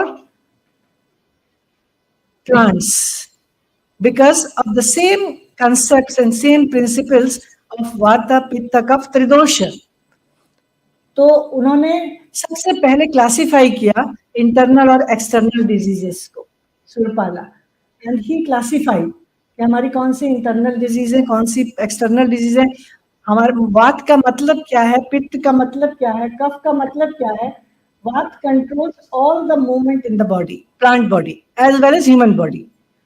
Pitta takes care of the all chemical reactions and biosynthesis of various compounds within the body, plant body as well as animal body. And Kapha deals with the balanced growth, development, and functioning of the body. So these concepts were extrapolated to plants as well as in Vraksha Ayurveda. And these are the external abiotic factors which create diseases. Then हमारा जो ये पूरा वृक्षायुर्वेद का science था, इसमें बहुत सारे discipline थे. Plant protection is one, we call it druma raksha. And in addition to plant protection, every discipline we were having, every discipline. So I will not go into the details of every discipline, but I will focus some of the things which we are doing in our university and related to plant protection only. So you can see these are the technologies we all have. These are the technologies. Now, these are the plant-based products which we used to do for plant protection. We used to make the plant protection. These are the plant species, various plant species, and their properties. So we have, in fact, if we see, we have 1,000 number of recipes to be validated, and they need to be validated and to bring into the practice. हम लोग अभी westerners का ही knowledge पिछले 100-150 सालों से western का ही journal पढ़ रहे हैं, and to have some good idea, some new idea, our base is the imported knowledge only. We are not looking to our wisdom, our sages' wisdom, saints, which is well tested at that time, but we need to validate in the present circumstances. So these all are the plant-based product, and these are also plant-based product, and these are again plant-based products. This is one of the preparation, in fact, Panchmula. So this is prepared with the help of roots of 5 plants, and it gives a good umbrella to most of the diseases. These are those 5 plants. So we need to validate it. मुझे नहीं लगता कि आज तक किसी भी pathologist ने इस पंच मूल को टेस्ट किया होगा. And Surpala wrote in his Vraksha Ayurveda that whatever I am writing, it has been tested. It has been tested. तो या तो हम कहते हैं कि वो झूठ बोलते थे, उसको हम पढ़े ही ना, देखे ही ना, और या फिर उसको हम टेस्ट करें and we replace several insecticide pesticides, which is the new R. So these are the plants and very commonly available plants. And these are the products, animal origin products, which the sages and saints were used in Vraksha Ayurveda for making the plant protection. So these are all the products easily available. You can use these products. And I think Dr. Beniwal is sitting here. मुझे लगता है ये topic काफी deeply cover हो गया होगा, sir हैं यहाँ पर, तो मैं इसमें बहुत डीप में नहीं जाऊंगी. बट दिस कुनप जल originally made up of this जानवरों के अवशेषों से बनता था, एनिमल वेस्ट से. फिर उसको धीरे धीरे डॉक्टर नैने और उनकी टीम ने इसको मॉडिफाई किया. Now we are having herbal kunapajala, and this kunapajala has been described by various sages across the time and across the places in various documents. So it was working very well. And the herbal kunap gel, this now we are validating in our universities, and we are getting very good results. We have validated in fruits plant, in spices, in pulses, in cereals, and in paddy crop especially. So the results are very good. So there is need to validate this further validation work in herbal production. This is the preparation. This I will not discuss here because I think this has already been covered by Dr. Beniwal. This is the modified version of Kunab Jal, this herbal Kunab Jal. I think this is there's a problem with font. No issues. Then I can skip this slide. This was some of the specialities of herbal Kunab Jal, and this is the procedure how we make it. And these are some of the plant material we use in herbal Kunab Jal. These are some of the plant material.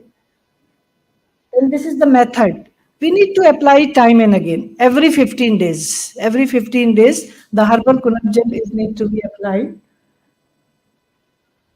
And we treat the seed, rhizome, and soil, nursery. Everything is to be treated with herbal Kunab Jal.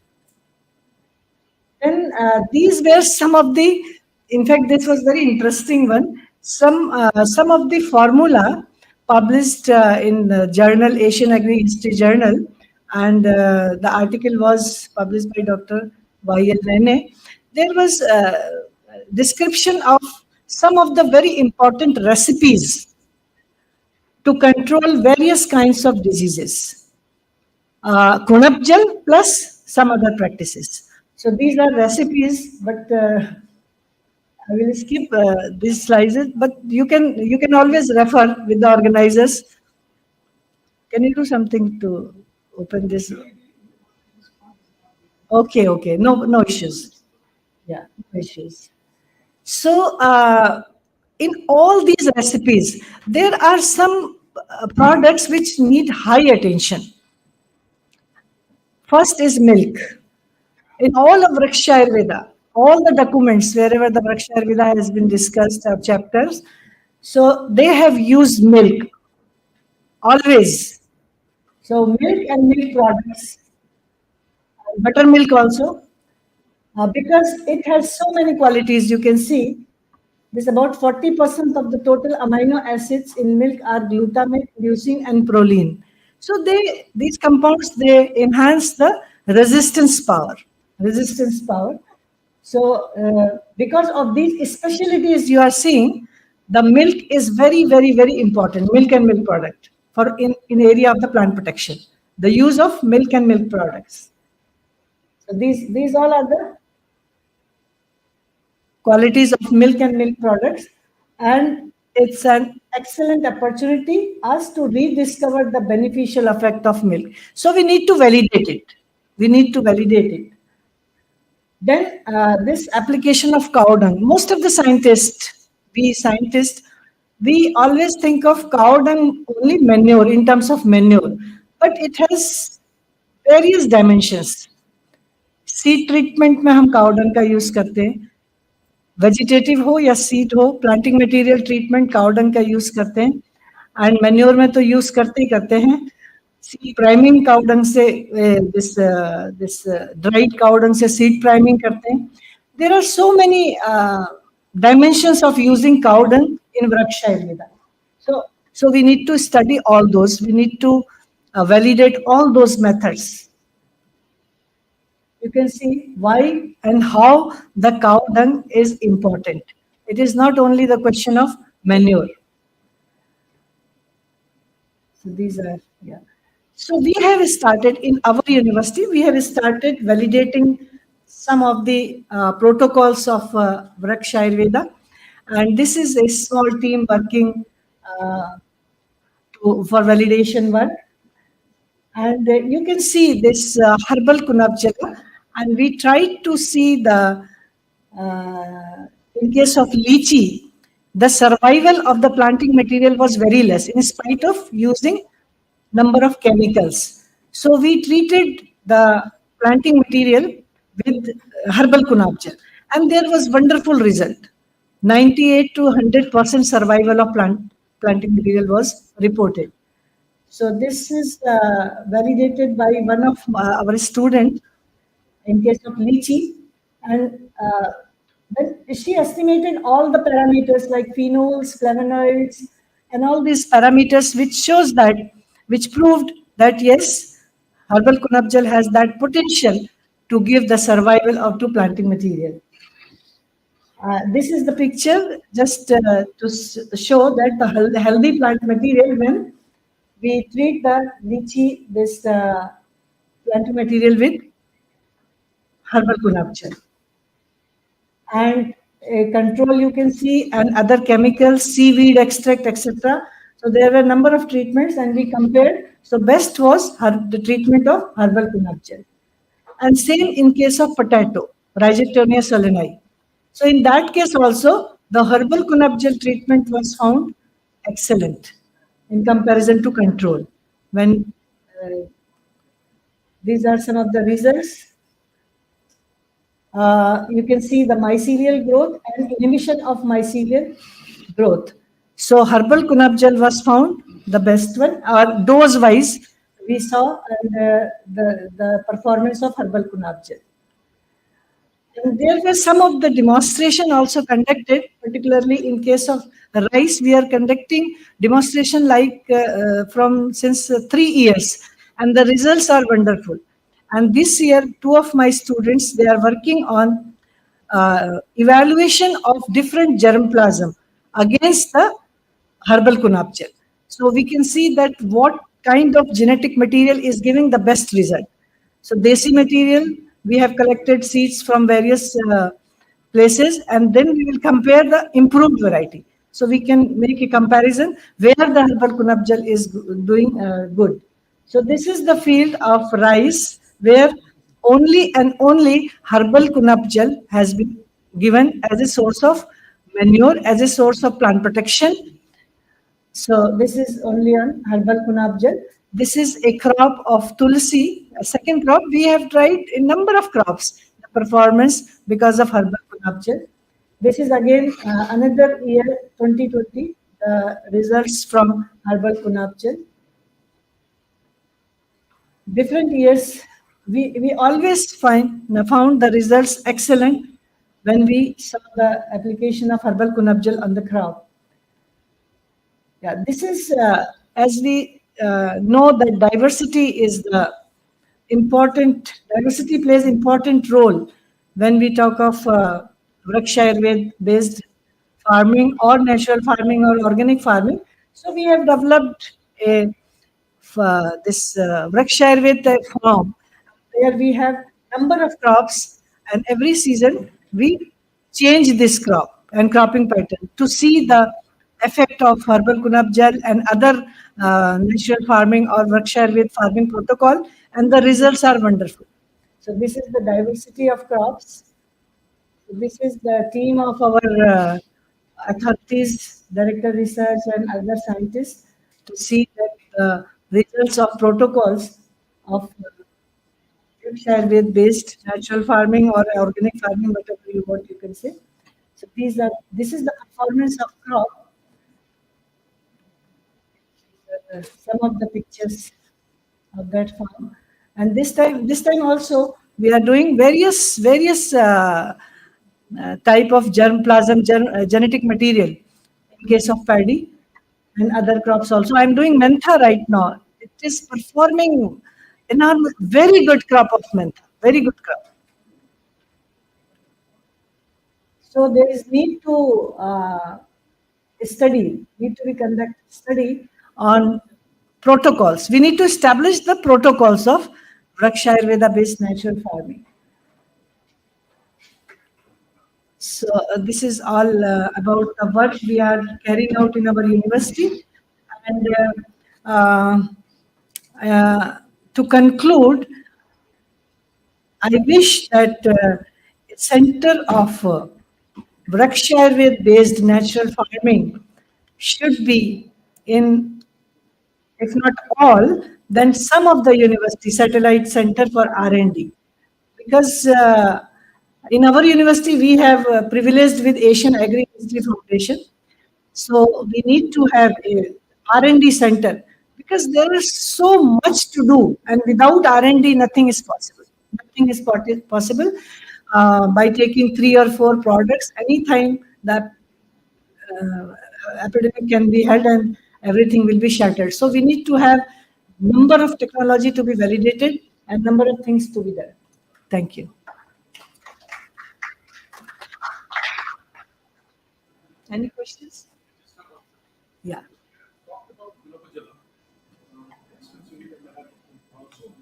Based on your experience, what percentage of the effects that we see in terms of yields, EDH and all that is because of the actual nitrogen and all those supplying the nutrients from in the Vilapajala versus the systemic effects of helping the microbiome that the Vilapajala be doing. So if you would place it approximately some numbers, what would that percentage contribution because of just the nitrogen and all the nutrients per se? So I'm just looking at it as an element nitrogen, available nitrogen point of view versus systemic effects in terms of helping the microbiome, building the microbiome, and then helping mineralizing the soil. Yeah, that we are doing. In fact, we are quantifying, in fact, the microbial growth, and when we are doing this fertilizer only, and when we are giving the kunap jala, and not only the growth of microbes only, we are doing also the genomics also. Our students, they are doing genomics also. What kind of microbes they are supporting, what kinds of this consortia, how this consortia is helping. So definitely we need to compare. We need to compare. Any other question? Yes. Are you able to hear me? Yes, yes. Yes, sir. Okay.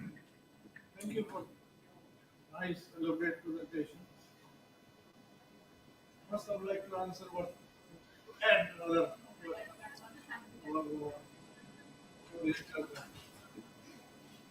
yes, it operates both ways. You know, agriculture is all about microbes.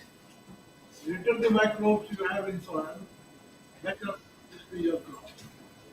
And that component is provided by the because what you are adding is cow dung or any animal dung. It has microbes. Cow dung will have more microbes. Therefore, it is adding microbes to this soil. The second operating mechanism might be that crops are being a fermented product develops several types of acids, including indolacetic acid, that is oxide, also gibberellins. So that aspect also is also being studied as to how much these substances increase the plant growth. Why is greater tillering in rice and wheat is because gibberellins are being provided by Conabiola to the plants, which will result in greater tillage. Therefore, this is a very interesting aspect. That's where heard me yesterday, today also. Being it and here will be over-emphasizing it. So, Ministry of Education representative is here, FP is here. But how R&D on these aspects will not be able to sustain will not be able to have its sustainability in India unless you have research and development put in, efforts made, the expenditure made, cannot have it in long term. It cannot be like fulfilling your dream of wish group. If you want to wish group, you have to make offers.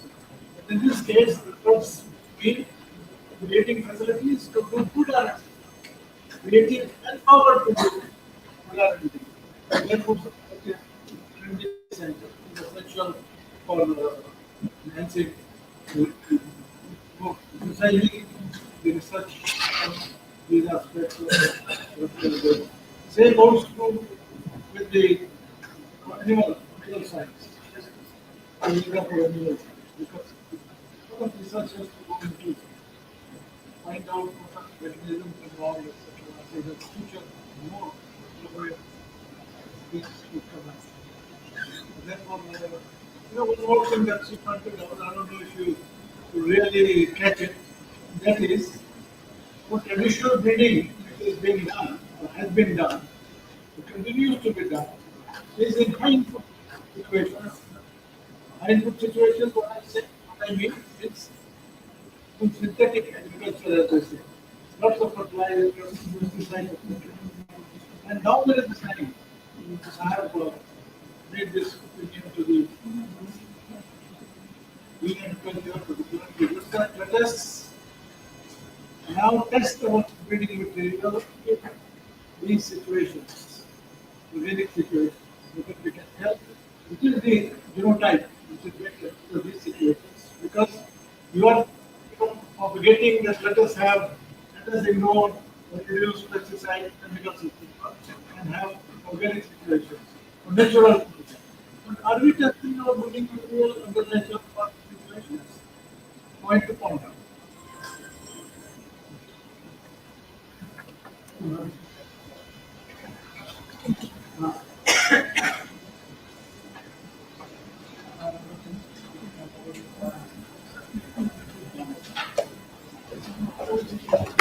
We have some few announcements now, so I request Professor Borwa to make the announcements.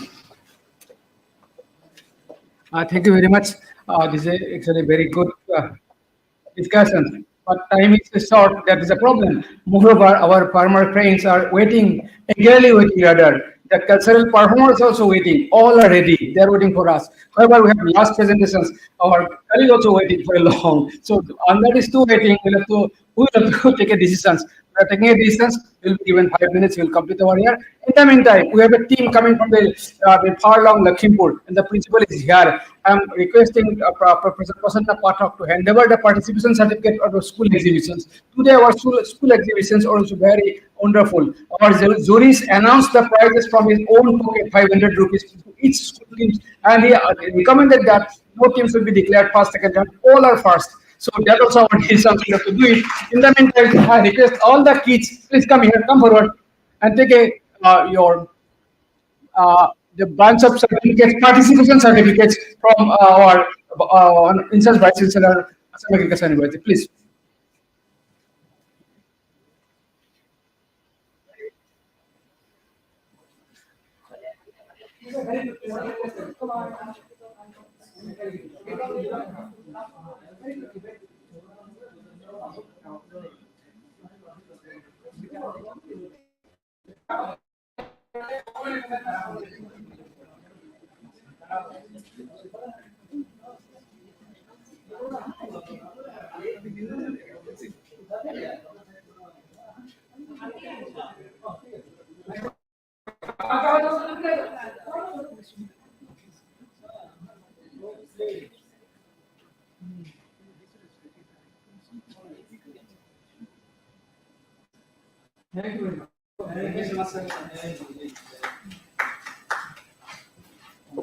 So another announcement is that after this we will go to cultural KBR, Kalaguru Vishnu Rabha Auditorium, and then we'll go for a dinner, and then tomorrow we'll go to again Farmer Fields at 9 a.m. in the morning after breakfast. Yeah. Thank you very much.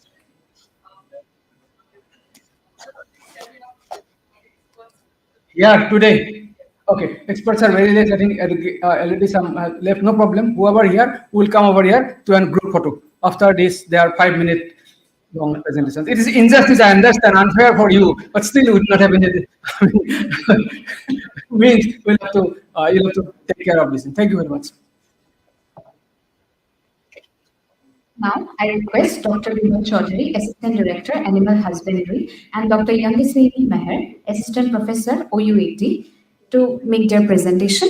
And I would like to request Dr. Rupam Goswami to kindly felicitate Dr. Vimal Chaudhary and Dr. Yangisini Meher.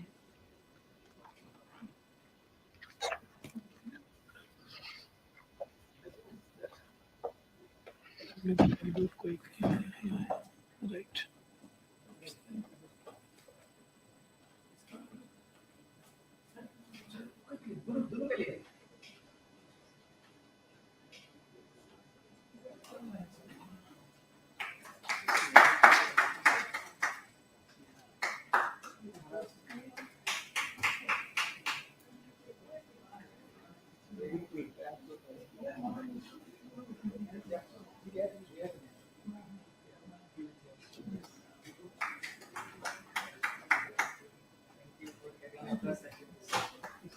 Concluding the session. Yeah.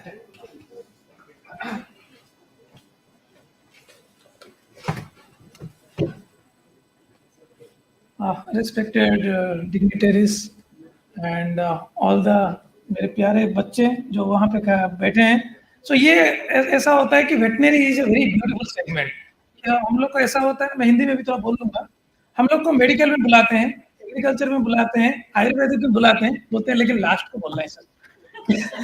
हम लोग का importance रहता है लेकिन last, हाँ ऐसे। Anyway, so it's a ethno-veterinary practice. Why it is there in India? Why this is come? You know, एक तो हम लोग देखेंगे कि जितना भी हम लोग का ट्रेडिशनल प्रैक्टिस है, that is very cost effective. क्योंकि हम लोग जो है ना, we are both, एक तो एग्रीकल्चर के रिलेटेड है क्योंकि हम लाइवलीहुड को बढ़ाते हैं, दूसरी तरफ एमबीबीएस की तरह तो लाइफ में, तो ये दोनों के बीच में हम लोग का रहता है लाइफ एंड लाइवलीहुड। सो हमको देखना पड़ता है कि फार्मर का जो इन्वेस्टमेंट ज्यादा ना हो और इसके ऊपर भी ज्यादा असर ना हो। तो ऐसा हुआ है कि with doctor S Kumar, actually I have prepared this slide and one more project we've done with Jagasani Bhair. I think she will present in another 2 minutes. I'll speak it in another 2 minutes. So ये what is antimicrobial resistance? आप लोगों ने सुना होगा कि हम लोग का ना जो मेडिसिन अभी 15 साल पहले जो मेडिसिन, अगर पैरासीटामोल 15 साल पहले आप 500 mg का खाते थे हो जाता था, आज 650 का खाने से भी नहीं हो रहा है। बोलते हैं सर आपका फीवर हो ना, आप एंटीबायोटिक भी ले जाओ। नो, धीरे धीरे क्या हो रहा है ना, हम लोग का एंटी माइक्रोबियल रेजिस्टेंस बढ़ रहा है, एंटीबायोटिक काम नहीं कर रहा है कहीं पे भी देखो, इसलिए तो सब बोल रहे हैं कि भाई चलो दूसरा कुछ ट्राई करते हैं, पतंजलि क्या करते हैं, ये मेन रीजन जो कि हम लोग आज अवॉइड करते हैं। ऐसे same system is there in our animals also. अभी क्या करते हैं हम लोग, मुर्गी को, आप लोग का 40 ग्राम का मुर्गी जो आता है ना, 35 डे में 2 kg बना लेते हैं, ये हमारा मैजिक है, ये वेटनेरियन है। तो हम लोग उसको ऐसे जेनेटिकल बनाते हैं कि उसको प्रोबायोटिक के नाम पे पूरा 15 दिन तक एंटीबायोटिक देते हैं, टेट्रासाइक्लिन पाउडर, सिक्लोफ्लोक्सासिन, साइक्लोडॉक्सीसाइक्लिन पाउडर, जो भी दो। और सबसे अच्छा चीज है, अभी आप जो चिकन खा रहे हैं ना, वो बॉडी में सब जाता नहीं, वो मीट में रहता है, वो आपके अंदर आता है। ओके, सो व्हाट हैपेंस कि आपने एंटीबायोटिक तो खाया नहीं, लेकिन जो चिकन मीट खाया ना, वो directly antibiotic comes to our body, that is called as antibiotic residue. ये मेजर है। चलो मुर्गी को दे दिया, गाय को दे दिया, उसको 10 साल बाद काम नहीं करेगा, वो छोड़ो यार, उसको आदमी है ना, अगर उसको खाएंगे तो हम लोग का प्रॉब्लम होगा, दैट इज एएमआर। लेकिन हम लोग when we are in foreign, what we think about it, vet AMR, क्योंकि एनिमल में भी एंटीबायोटिक रेजिस्टेंस होता है। तो नाउ व्हाट वी थिंक कि चलो ये हम लोग कैसे एनिमल के ऊपर भी थोड़ा ट्रेडिशनल प्रैक्टिस करते हैं। You will see the traditional medicines are all over world. जैसे हम लोग का द बेस्ट ट्रेडिशनल मेडिसिन जो कि मतलब वर्ल्ड में, that is TCM, traditional Chinese medicine. और सबसे अच्छा है कि उसका भी वेटनरी TCBM, उसका वर्ल्ड ओवर उनका एसोसिएशन है, they are practicing, they are doing acupuncture. और हम लोग उसको अभी सीखने के लिए इतना पैसा खर्च करके जाते हैं। उन्होंने यूएसए में मतलब बना दिया अपना काई इंस्टीट्यूट, बना दिया वहां पर ट्रेनिंग। और अभी जब उनके साथ इंटरेक्शन किया ना, they told it is 2000 year old practice. Then I told where it came. When he was coming, I think Murthy sir will agree with me also. He was used to take medicines from us. The मर्म चिकित्सा बोलते हैं आयुर्वेद में, that they converted into acupuncture, और हम मर्म चिकित्सा को भूल गए। And now we are learning from that. Like sir is telling that that martial art, it is from our side only. So इतना वेटनरी प्रैक्टिस में हम लोग को ये ट्रेडिशनल मेडिसिन को अभी नहीं बोल सकते कि चाइना आगे नहीं है, चाइना भी आगे है क्योंकि उनका काम कर रहा है। हम अपने आयुर्वेद के ऊपर इतना काम नहीं किया, veterinary Ayurveda. So what happened in 2019, जैसे मैं कल एक स्टोरी बता रहा था, टाइम नहीं है, जैसे हम मेरे को मेल आया कि जर्मनी से, तो बोला कि सर हम लोग आपको एनिमल आयुर्वेद के ऊपर सिखाएंगे। मैं बोला ये भाई क्या बात हुआ, ऐसा कि हम लोग का जापान को हम लोग लोहे का पत्थर देते थे और वो हमको लोहा बेच रहा है, हाँ तो वैसे हो गया। तो देन वी थॉट कि no, it's too much. In 2019, Indian Veterinary Association wrote a letter to Department of Animal Husbandry that we want this veterinary Ayurveda. और सबसे अच्छा है कि हम जो वेटनेरियन जो 5.5 year पढ़ते हैं, हम लोग का ना एलोपैथिक पढ़ाते हैं, हम लोग equal to MBBS, we are not Ayurvedic. हम लोग ये आयुर्वेद इसको पसंद नहीं करते, होम्योपैथी, हम अपने आप को MBBS समझते हैं। तो क्या होता है कि हमारे वेटनेरियंस हमारे अपोजिट में आ गए, सर ये क्या कर रहे हैं। Indian veterinary association is apex body of 76,000 veterinarians of all over India. So around 80% opposed. तो उनको convince करने के लिए बहुत time लगा.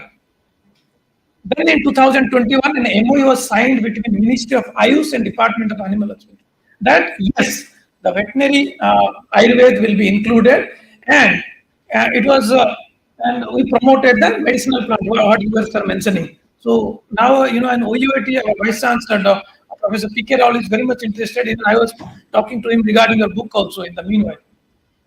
So a committee was formed to include this Ayurveda in our course. So Murthy sir also know your team is taking the lead in this. So Rajesh Kotecha is there from our secretary. So like this, we were studying this blood, cardiovascular system, everything here.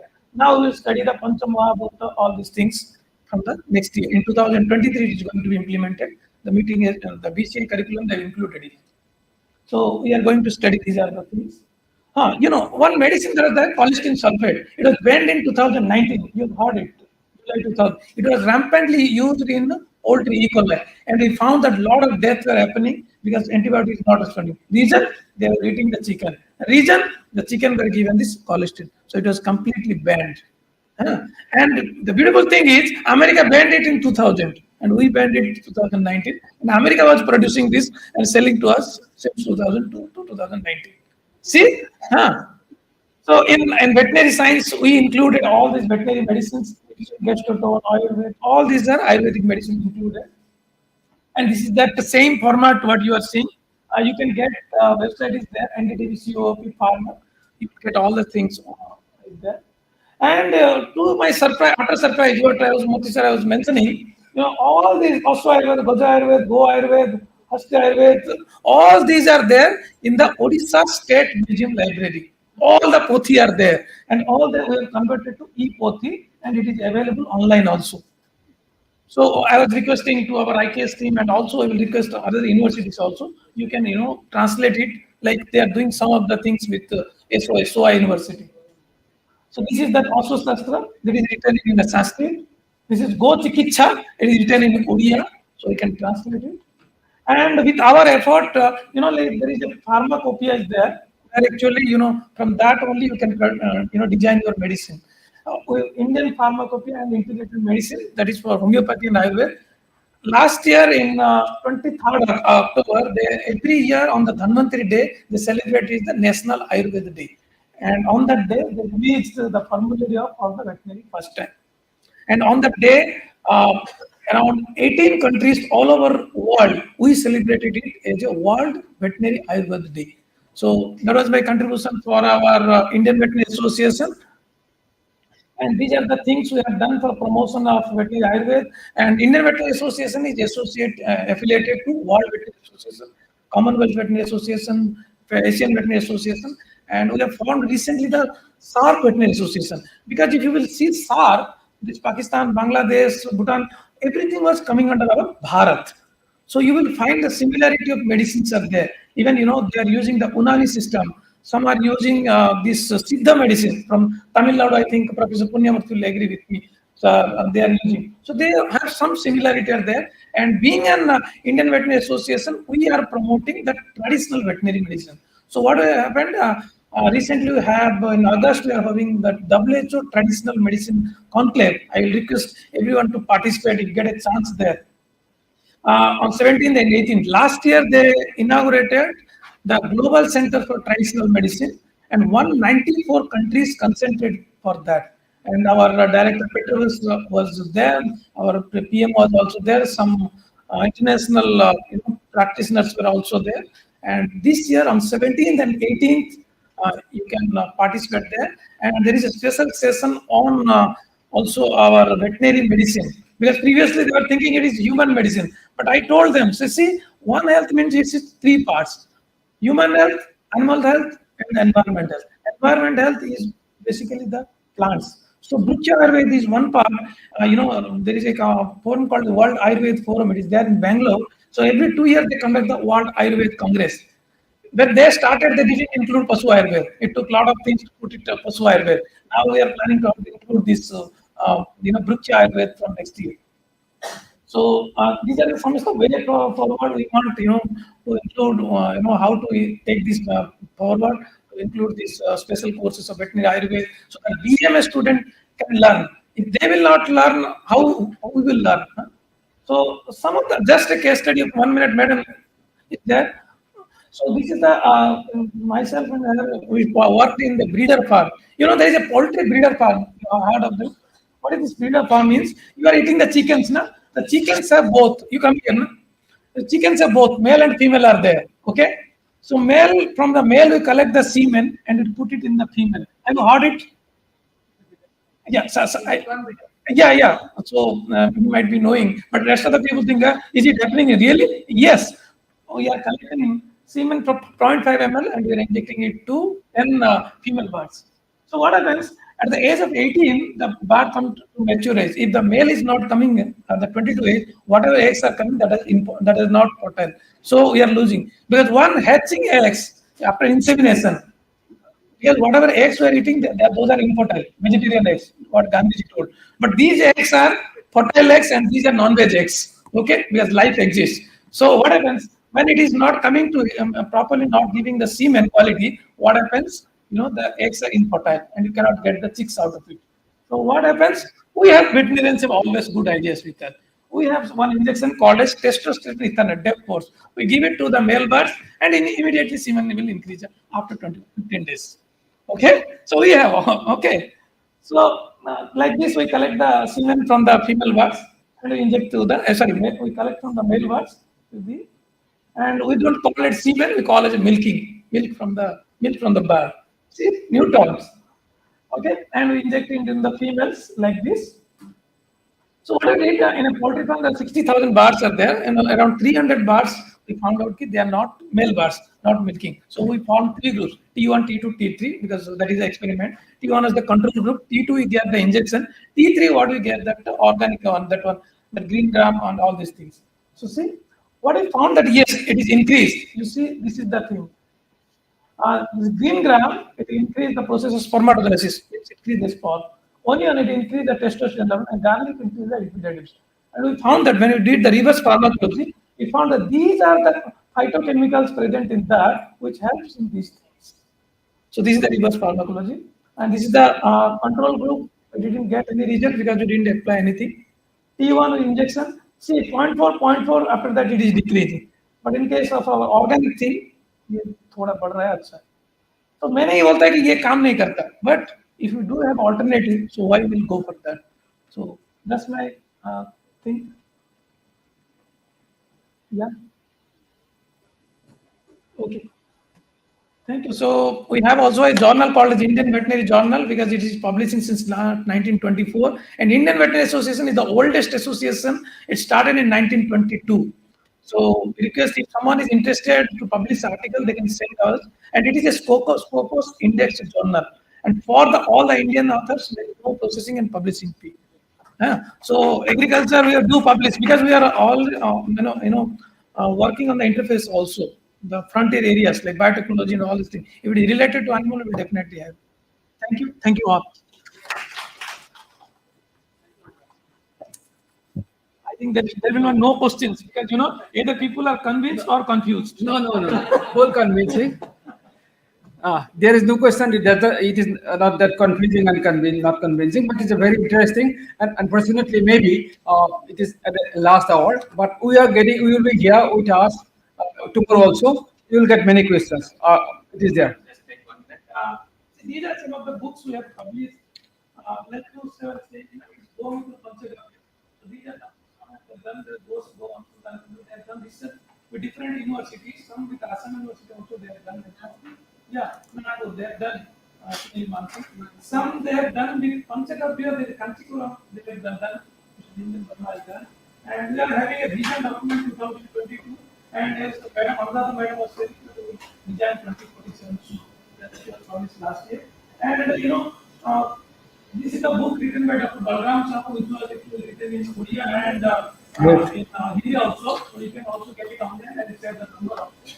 And regarding the PDFs of this, you can get on the website. This is the thing.